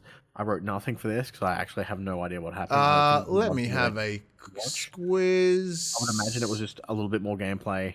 The game's coming out in 2 days at time of recording, so... it's not even listed on the PlayStation blog. It's not, but it's listed in the... Yeah, it's in the recap, but like what I mean by that is... In terms must have of been a sizzle point. Yeah, it didn't get its own like write-up, so very likely. But that's fine. Next up, though, Let It Die, which was a game from... Fuck, no, let me have a quick squeeze. When did that bitch come out? because I remember the logo like crazy. 2016. So Let It Die, which is a free-to-play hack and slash, is back with Let It Die Inferno and is coming the 3rd of December this year. Now, I never checked out Let It Die. However, the second I saw that Grim Reaper with the Sunnies, I was like, oh, it's that game. So credit to them. Their iconography is immediately identifiable, but I couldn't tell you what the fucking game is. Did you ever check it out? No. This is like some weird roguelike extraction shooter from what I saw in the trailer. Weird. It looks yeah, cool, it does seem to be that way, yeah. Let's have a look. So Let It Die, this is the original. In the year 2026, so like literally next year, a large tectonic disturbance caused mass destruction around the world. In the midst of the destruction, southwestern Tokyo split off into the ocean, where the seismic activity caused a large spire to rise out of the ocean, piercing the island, creating a tower-like structure deemed holy by some. Under the watchful eye of Uncle Death, that's the Grim Reaper guy, madness has spread across the world. Your task is simple. Get to the top of the tower. So there's that hack and slash in. Begin your journey in your underwear and survive by any means necessary. So it's all about gear and weapons collection as you make your way up this tower. Actually, this does sound like a fucking Max game. Cool. Won't do that though. This one, Chronoscript, The Endless End. It has a really cool like ink, like aesthetic with the look of like a picture book. I got a lot of Plucky Squire energy of it, but more gritty, more like that old Renaissance style. Very similar to Pentiment, actually. Yep. And that is coming next year. Not much more than that. Correct. Crimson Desert got a release date trailer that is coming the 19th of March 2026, and I still think this game looks too good to exist. Yeah. I still think it's fake. Yeah, well, I did get myself a little email about it, but the collector's edition looks fucking sick too. Yeah, except it's like $500. Yeah, ignore that part. What would you prefer, a collector's edition of this or all the sets of Magic the Gathering? All the sets of Magic Gathering the cards. Next up is something that Ryan... Oh, hang on, before we jump into that, Max, have a look at this. Like, so, what, like, Crimson Desert, what is it? Why are you excited about it? Because we have to assume not everyone's checked this shit out before. Okay, so us or the thing. It looked like, this is coming from Pearl Abyss, it looks like... That screenshot, I'm looking at a screenshot here on the blog. They're looking at this fucking chromatic dragon. It looks tits. Yeah, so it's an action adventure game. It's kind of like medieval Monster Hunter. Oh, kind of like what's that game I played earlier this year? Give me more info and I'll pull the rest out. Where you have your NPCs are called pawns, and it's made by it's by the guys that do Resident Evil. What's their name? What? Capcom. Capcom. It's a Capcom game. Not Monster Hunter. You talked Monster Hunter. Oh my god. What is it? 2025 Capcom game. Dragon's Dogma. There you go. I wouldn't have picked that one, but yes, that one. It looks similar to that. At first, I thought it was going to be a big fuck off MMORPG, like action RPG. But yeah, it looks ridiculously good. Yeah, it's running on Unreal 5, so it's probably going to be rife with fucking problems. Well, that's the other thing. So Saros is also running on UE5 as well, and I'm sure many of these games are. And if anyone's been paying attention in the last couple of weeks, or a couple of months even. UE5 games not doing well. They look pretty, but they run like shit. And it's also happening like the Pro is running worse than the standard PS5, which is very bizarre. But that's fine because they're focusing their hardware elsewhere, Max. They're You're gonna buy these, the Pulse Elevate wireless speakers. They will be coming sometime next year. They will work with your PlayStation. Shocking. They're the Portal, PC, and Mac. They come in white and black. So yes, they caught my attention for a couple of reasons. One, I have the Creative Pebble V3s on my desk here, and they do a great job. They do a fine job. But what I'd be most intrigued about in checking out the Elevates is they are using the planar magnetic drivers, which is that technology they acquired with the purchase of Odyssey. Yeah, however, it was a weird name. An audio company that sort of has the understandings of that. So they're starting to implement that into other things. It's interesting that they're choosing to put it with PC, but knowing that it works with everything else. I think they understand that there are people like yourself, Max, who do tend to play their PlayStation at their desk. They're just targeting this for everyone. Oh, no. Everyone can purchase this now. It is absolutely for everyone, but I mean, they are desktop speakers. That is what they are built to be. I don't see you plugging these into your TV. As if you do, that's weird. They do a good job. I would love to get a set of these. Me too. And I would probably use them primarily as PC speakers. Yeah, me too. Like I said, I'd have them here at my desk. It's like for yourself who plays predominantly at your desk. That's what I'm saying. I believe that you are the target market for this piece of kit. Everything's all in the one spot. Currently, you don't use speakers. You just use headphones, right? Correct. So that would be an added advantage. For me, I love to sit here at my desk because after playing so much TV with the TV for so much time, there was a window of time back in the day, and I remember talking about this, in the old house I used to live in.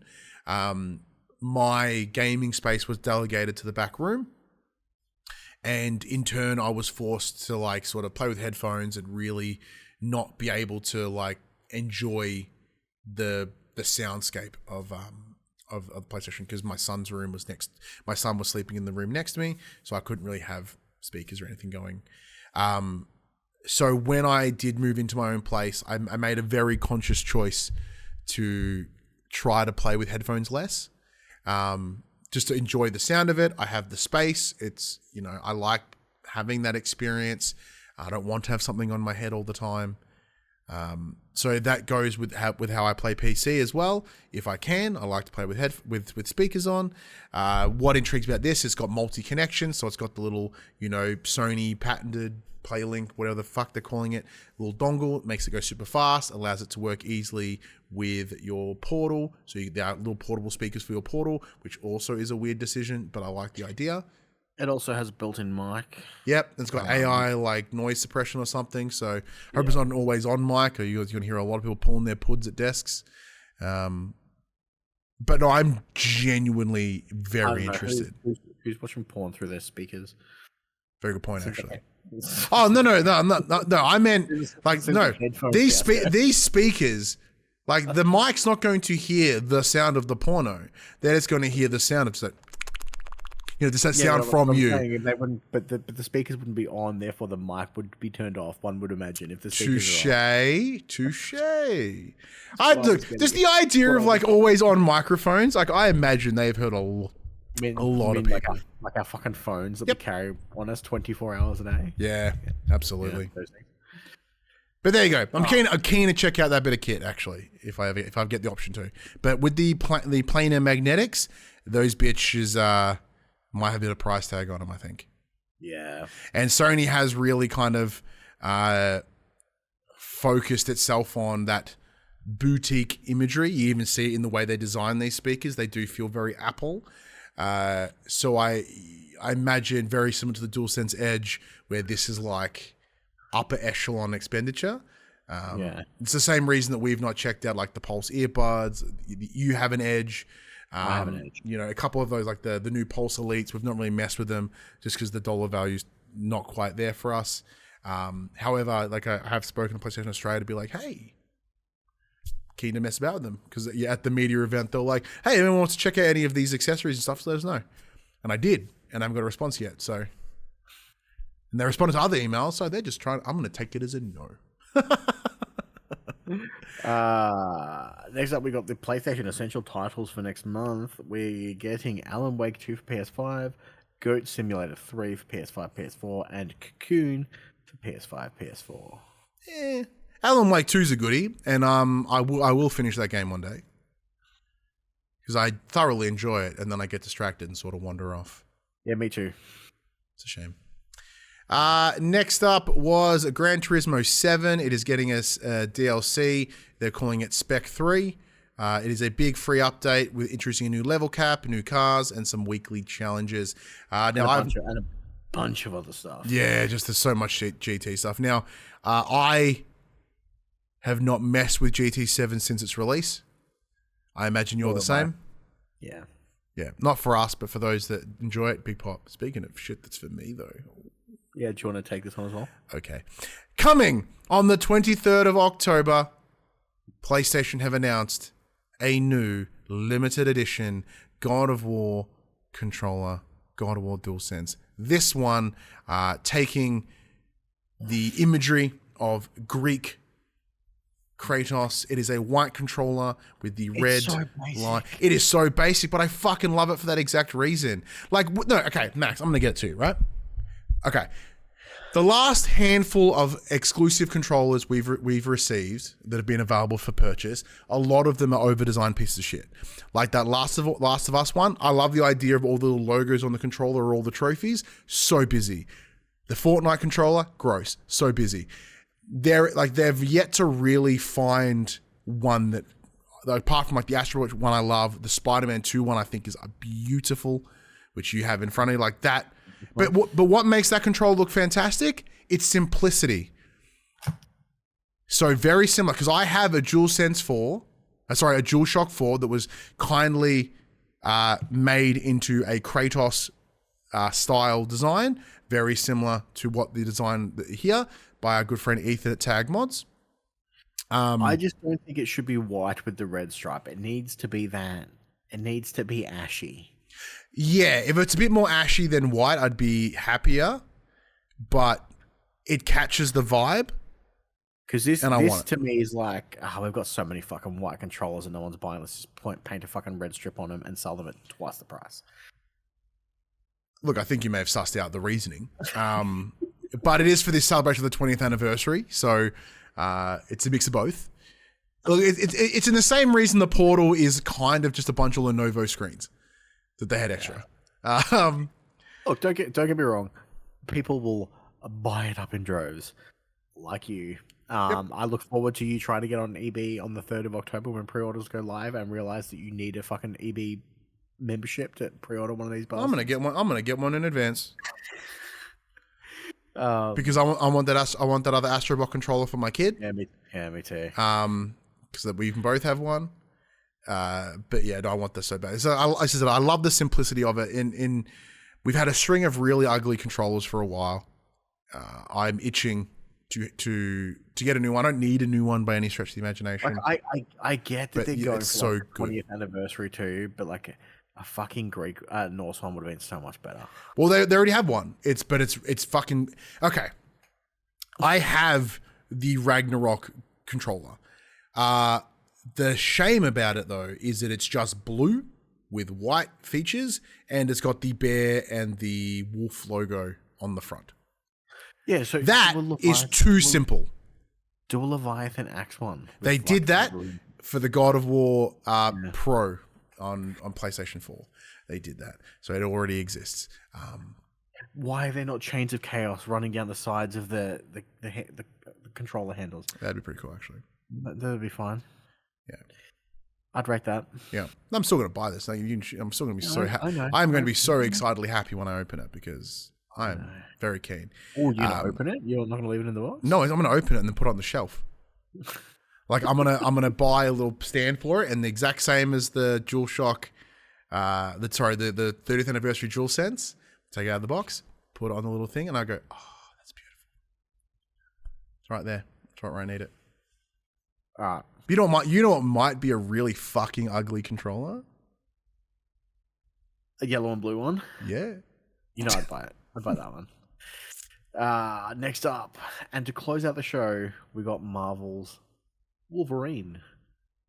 We got some gory as fuck gameplay trailer, and they're like, "Hey, it's coming fall 2026." So back end of next, spring for us here in Australia. It is your Q3. Yeah, this time next year is your Q3, Q4, late Q3 probably release. I'm gonna call it now. It's gonna be today's date next year, the 28th. You reckon? Except on October, not September. Well, I reckon let's have a quick look. So October, the 28th of October is a Wednesday. Okay, so whatever that Friday is. The 31st, I would put it, I'm going to say that it will be the 17th. Oh, I want to say September. Hang on, give me a second. All right, Marvel Spider-Man 2 came out in April. That didn't help me at all. I was like, when one of them came out, Marvel Spider-Man, September 7. Okay. September 7. That's a Sunday. Part of me, there are two dates that I have in mind. It is the 19th of September or the 17th of October. I don't know why, because I don't know. Because like looking at it, you those have two dates, mate. You've got to pick one, and it's the Price is Right rules. Price is Right rules. You picked October, didn't you? Pick the end of October. In that case, just for complete difference, I will go with oh shit, what did I say? Oh, that's this year, dickhead. Hang on, gotta go back. September. I'm going to go with Friday, the 18th of September, 2026. Okay. Do we write this down and forget about it? Nah, we've got video evidence. It's fine. Yeah. This game looks fucking sick. Yeah. So everything, like last week we discussed it. I'm like, if they're going to do fucking Wolverine, they need to allow me to go in there and just shred up assholes. And in the trailer, there's literally a shot where you walk up and he's just like going to town on some dude's midsection. Guy gets stabbed in the face, goes like the old from the Logan movie, just through the jaw, up and out the noggin. I'm like, this game's gonna fuck. Because like, neither you or I saw any of the leak stuff for Wolverine, so you did? I did. Oh, I did not. So I could come in this with full blown excitement. So does that change your thoughts then? No, it hasn't. No. Game's gonna be right. My biggest concern around this game is Wolverine is. They're obviously going to have to make changes to Wolverine as a character because Wolverine is basically invincible, and if there is no threat to the player, there are no consequences for. Yeah, he said the healing factor. He obviously it's going to be like I think they did like a adamantium bullet. No, they'll do the like he takes damage and the healing factor kicks in, but it'll be like a Doom. You've got to constantly be attacking to heal, or there'll be a caveat to how your healing factor works. Maybe you have you need to like heal. You need to kind of keep pace with it so that you can heal at the speed at which. But if you take more damage than you heal, you die. Yeah, maybe like the blood of your enemies splashing on you is what heals you. So you've got to keep like shredding people. In the chat, Mute's going to town. Talks about Magneto. The Muramasa blade can hurt him, and pepper cuts. So it'll be interesting to see how that factors into it as a gameplay perspective. As you know, how do you threaten the unkillable? Yeah, and I think it would just be more of just overwhelming you with things. Because looking at the gameplay, knowing that it's coming off the back of Spider-Man, my immediate thought is like you're not going to get that flippy dude-arness that you get out of Spider-Man, because Spider-Man in and of itself is a essentially a replication of Batman Arkham Asylum and that combat style. I think a lot of that will be very similar here, but it will be a lot more like attack focused rather than agile and like dodging, I guess, right? But again, I mean, Wolverine as a character is pretty fucking agile. Yeah, but it's not the same flippiness that we see from Spider-Man or even from Batman. It is more of a lot of more feral and animalistic. Correct. So I think there'll be a lot more. It'll be quite erratic. It'll be maybe a lot more like sort of sprinting to different enemies rather than trying to find ways to bring them in. Does that make sense? Yeah. Because I've also noticed that they've not gone with the standard 5 foot whatever. Logan, they've made him tall, but they've kept him nice and low and hunched. Voiced by an Australian. So it's good to know that in the world of Wolverine, even though he's Canadian, Australian accent seems to be the go-to. It's the gruff. Yeah, the guy from Spartacus. I ain't seen Spartacus. Because when I was like, oh, the guy from Spartacus, like, no, wasn't that other fucking guy? The other Australian guy? But yeah, I guess it's him too. A couple of bad guys you see in there. We see Omega Red, Mystique, and like they look like could have been Black Widow-y sort of look from behind, but I don't think it is because we know that this is the lead in to an X-Men game in numerous years from now, was at least the roadmap, I guess. Very once again, even down to the cover design, it's very similar to that of Spider-Man, where Spider-Man had its big bold red. This is big bold yellow. So they will look similar on a store shelf, but also very unique. I don't know how else to say I'm super keen, but like I was keen in concept, and then execution, I'm like, sweet. Yeah. Any thoughts that you have about Marvel's Wolverine? No, I think we've summed it up pretty well. Cool. Well, knowing that it's about a year out is exciting, though. Yeah. Because, having known about it for as long as we have, and then on top of that, the leaks, etc., the concern is, man, is like, is this still coming? Like, how are they going to change it? On the presumption that because I remember the preview was like... The question is it going to be rated R and therefore banned in Australia? The R18 rating in Australia it has changed, but it will only be refused classification for accurate drug use or sexual violence, and unless Logan decides to like penetrate someone's bumhole with his adamantium claws, we might be fine. We might be fine. But yeah, there you go. That's the end of the state of play. As I said, we said at the start, really good fucking show, really solid show. Yeah. Like genuinely impressive how good the state of play was. But because we were almost hitting 2 hours, which we would have expected with a fucking state of play chat, let's get into the next piece of news. Do you believe in magic, Ryan? I do sometimes, especially these days. So magic can happen, Max. This weekend at one of the surprise announcements at the Magic the Gathering event is under the Secret Lairs division of Magic the Gathering. There is a PlayStation set coming our way. There are 7 lair drops. There is a Last of Us Part 1, Last of Us Part 2, God of War Greek, God of War Norse, Uncharted, Horizon Forbidden West, and then finishing off with Ghost of Tsushima. Each set will cost $40 Australian for a no holo, and $40 US. $40 US, I should say, for the rainbow foil variants.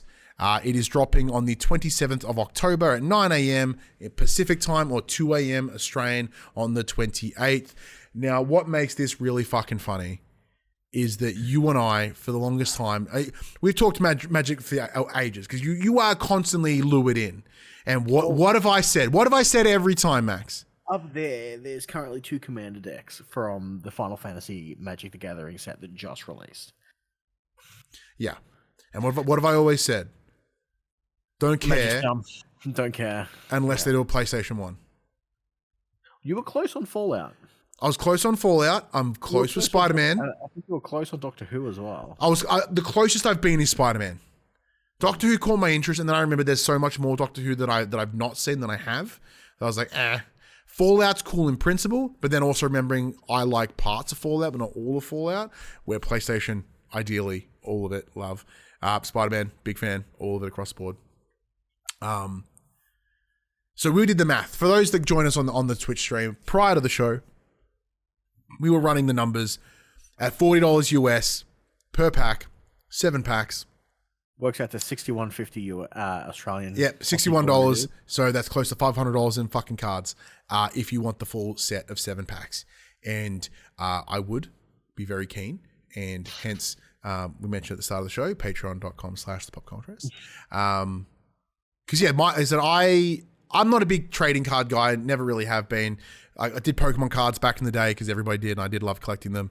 I have a couple of framed trading card sets in my house of my wrestling friends. So a couple of shows we've done in the past, they've done a run of trading cards with like all my friends on it, and I was like, I have to get it. So I've got them all nicely framed in my house, and I would like to add this to the list. It would be a very expensive purchase, but I imagine it'd be something that would get more expensive over time. Not necessarily. But mute in the chat, yeah. Simulator, you should be an expert by now. Look, I understand the principle of card and trading cardness, but I want it so bad. I want it. So do I.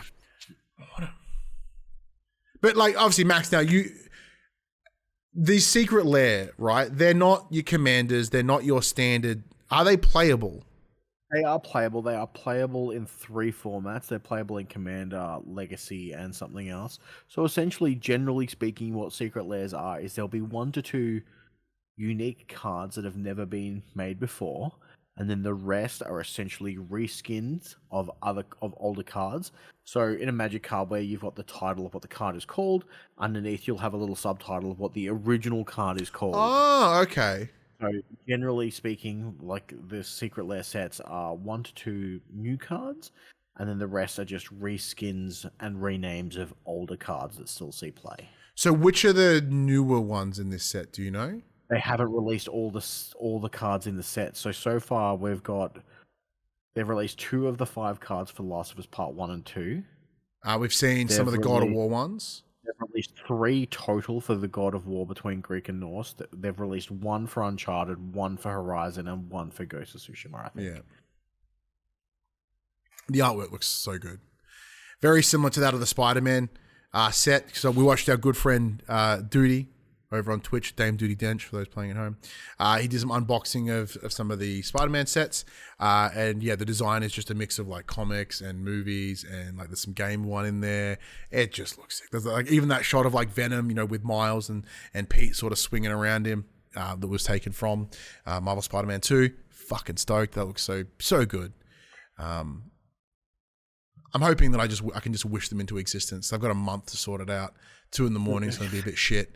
But so they literally released, like, because it was MagicCon on the weekend, they're like, here is every single set between now and the end of 2026. What else have they got? Anything else will tickle my fancy? So in November, we've got Avatar The Last Airbender. Ha! Don't care. After that, we've got the holiday release of Final Fantasy, which I am super keen on. They're doing these things called scene decks. Or scene like scene as in like post-emo scene?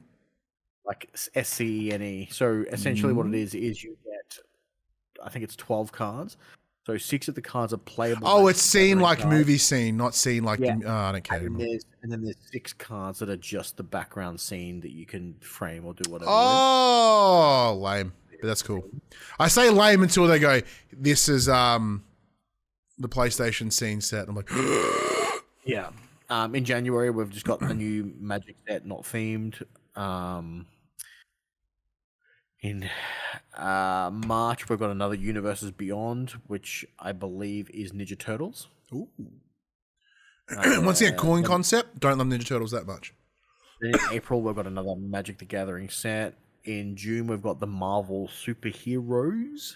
I'd keen to fuck with that. In August, we're getting The Hobbit. October, we're getting Reality Fracture, which is just another Magic the Gathering set. In November, we are getting Star Trek.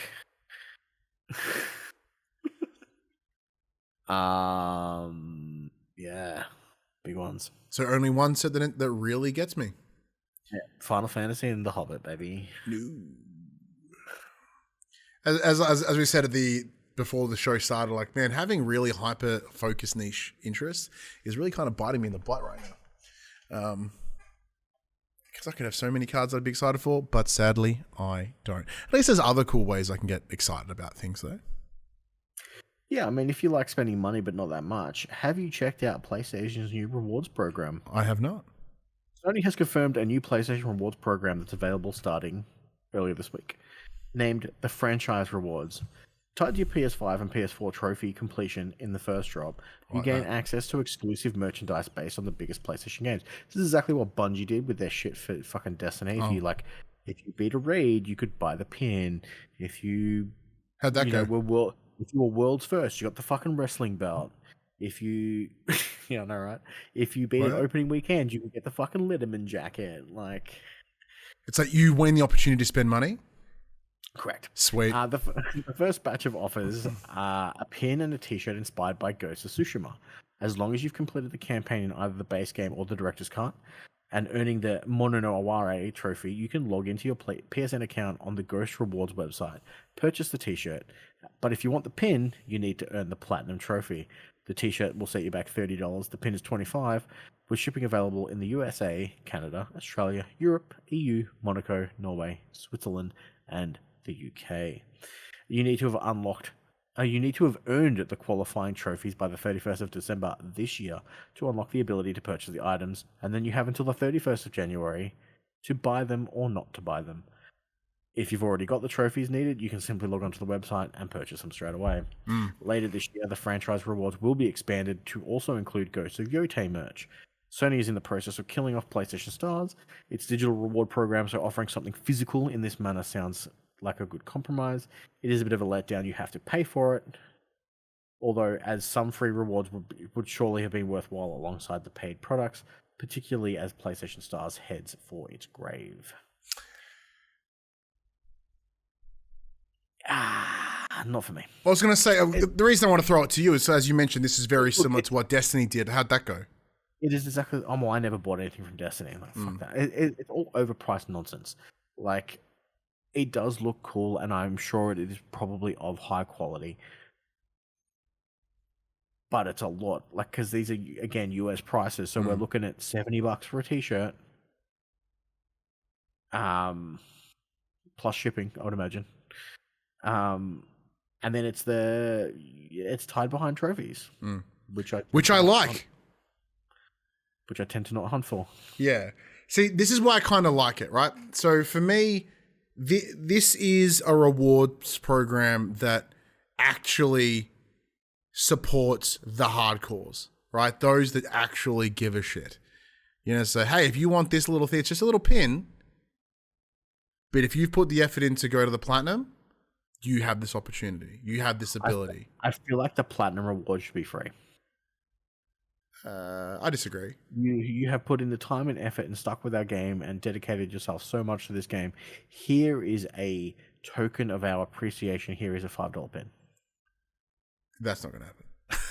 I'm aware that it happen. That would be fantastic. But hang on, let's have a look. Let's go PSN profiles. I'm aware that that's not going to happen, but... it's Ghost of Yotei. Oh, the trophy list, but we can't even see it yet. Because they're not live. Oh, hang on. There are some. There are some leaderboards. Game Over Greg is currently in third. He has 48% of the trophies. Number one is some guy out of Germany who's got 78% of the trophies. That's not what I wanted to go for, though. I got excited. I was like, oh, yeah, and I clicked it. What I did want, though, is games. Search for... Let's just go Ghost of Tsushima. So what I'm hoping to achieve here is if I have a look... Oh, wow. If that is correct. Is that total platinums or just... All right. If that's correct... There's over 500,000 people on PSN profiles alone who have... I take that back. they got the numbers wrong. There are on PSN Profiles, which is an opt-in service, there are 202,810 people with platinums. Yeah. It's a lot of pins. Again, you would market this as an if you sell them as free. You would market this as an opt-in service, and you'd have to pay for postage. Like, I would imagine getting pins made, probably not that expensive, and you could probably recoup a lot of the cost with postage fees. Oh, very likely. And selling fucking $70 t-shirts.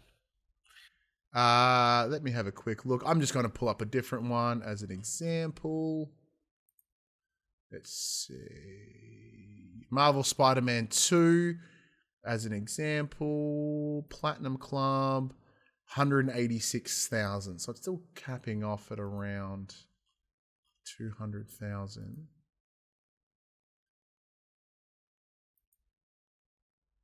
436,101 for the first Spider-Man. Okay. Sorry, the reason I'm looking at that is be like, okay, well, let's think about it, right? These are people that care so much about fucking platinums that they're part of an opt-in service, like we are. I'm pretty confident not every single person that's got that platinum is going to get it. And granted, we're discounting anyone that would have got the platinum and not be part of the service. I don't know. I'm trying to calculate in my head like how many pins would they actually need to make. It's at least a couple 100,000, like worldwide, right? Right? I know I'm getting caught in the weeds. It's really, my brain went into a whole like, how do you do this? Like, what is the feasibility of making these X amount of pins? But that's just me getting caught in the weeds. I like this as a principle. I like it's locked behind trophies because, so you actually actively supporting the hardcore or those that care enough to put that in. Those would like that merch a little bit more, especially if they are games like PlayStation first party titles, as we mentioned earlier, have relatively easier trophies, platinums, where you can get it without difficulty levels. You just got to get it done, right? Not so bad. I don't hate the idea. I quite like the idea. No quick bits this week, Max, because this show is long enough as it is. So let's get into the section we talk about the games that are coming out this week. As I write down my stamps. These are the games coming out this week. On the 30th of September, we get Aethermancer, Lucius, PS5, PS4, Alien Rogue Incursion, Evolved Edition, PS5, Bakura, PS5, PS4, Final Fantasy Tactics, The Evil East Chronicles, PS5, PS4. That's a Max game. Jellico Sports Goal, PS5, Kill It With Fire 2, PS5, PS4, Lego Party. I had to do that because I had an exclamation mark. PS5, PS4, MAI, Child of Ages, PS5, PS4, Moonlighter 2, Endless Vault, PS5, Nicktoons and the Dice of Destiny on PS5, Notice Me, Lena Senpai, PS5, PS4, Survivor Mercs, PS5, Tokyo Underground Killer, PS5, Totally Reliable Delivery Service is making its way to PS5. It is already available on PS4. The Sinking Forest, PS5, Train Sim World, PS5, PS4, and on the 1st of October, Magical Delicacy, PS5, and on the 2nd of October, Ghost of Yotai, Candy Rangers, both PS5, Candy Rangers also on PS4, The Ancient Magus Bride Midsummer Pilgrimage, PS5, the fuck are some of these games, Max? And the 3rd of October, Castle of Heart Retold and Digimon Story Time Stranger, both on the PS5. Obviously, the big one for you. Oh, look, it's really hard. This between Ghost of Yotai and Final Fantasy Tactics 6 week, I'm going to be eating well, I think. Absolutely eating well. Eating well, no doubt. Well, hopefully we get to dick about with Ghost of Yotai sooner than later. The reviews came out on Friday, looking really positive, week out, and like they're that confident. The reviews looking strong. Hasn't hit our inbox yet. Impatiently waiting. I know you are. I'm just impatiently waiting because I almost want to play it and be like, yeah, but I'm sure it looks pretty. And knowing that everyone's getting real up in arms and shirty about it because of the lead actress makes us want to play it more, just to fucking fuck with people. All these woke assholes, anti-woke dinguses. Get out of here, you fucking morons. Speaking of getting out of here. Because she posted a picture of herself like 5 years ago saying she supports Antifa. Yeah. I don't have an issue with her at all. Are you? It is bizarre that it's political to not like fascists. It should be pretty universal. We did have a whole world war to stop them. So that should tell you. That should tell you, like, those people. But speaking of people that should just fuck off, that includes us, Max. Let's get out of here. Let's send it home. You guys have all got an extra long episode of the show today. Yeah, I gotta be at work. I gotta leave for work in 5 minutes. Oh no. Well, everybody, you know the drill. This PlayStation conversation happens every Tuesday morning at 8 a.m. on podcast services, including Apple Podcasts and Spotify, and 9 a.m. on those YouTubes. If you'd like to take part in future conversations with us, you can. Come check out our socials, Facebook, Discord, Instagram, X. Those links can be found in the description below. If you want to join the conversation as it happens, head over to twitch.tv/thepopculturist. We can watch us record the show live. We can jump in the chat and become part of the show. If you want to support the show, you can. Tell your friends, tell your family about this PlayStation Pod. If you are listening to us on podcast services, be sure to give us a 5-star rating and a written review. If you're watching on YouTube, be sure to like, subscribe, comment below. I endeavor to answer every single comment. And if you want to support us financially, you can at patreon.com/thepopculturist, as well as our merchandise store, popculturist.com/shop, which I forget to update. So until next week, which hopefully we are back. Hopefully with seasonal Padge, filling in for Max for the week, then a week off, and then presumably we are back. We will be kicking into seasonal Padge, seasonal for the players, and it'll be a threefer. It'll be a triple threat show for a window of time, which I'm quite keen to just to see how it comes together, if I'm being honest. Should be fun. But until then, I'm Ryan Betson. I'm Max Cooper. And that was For the Players.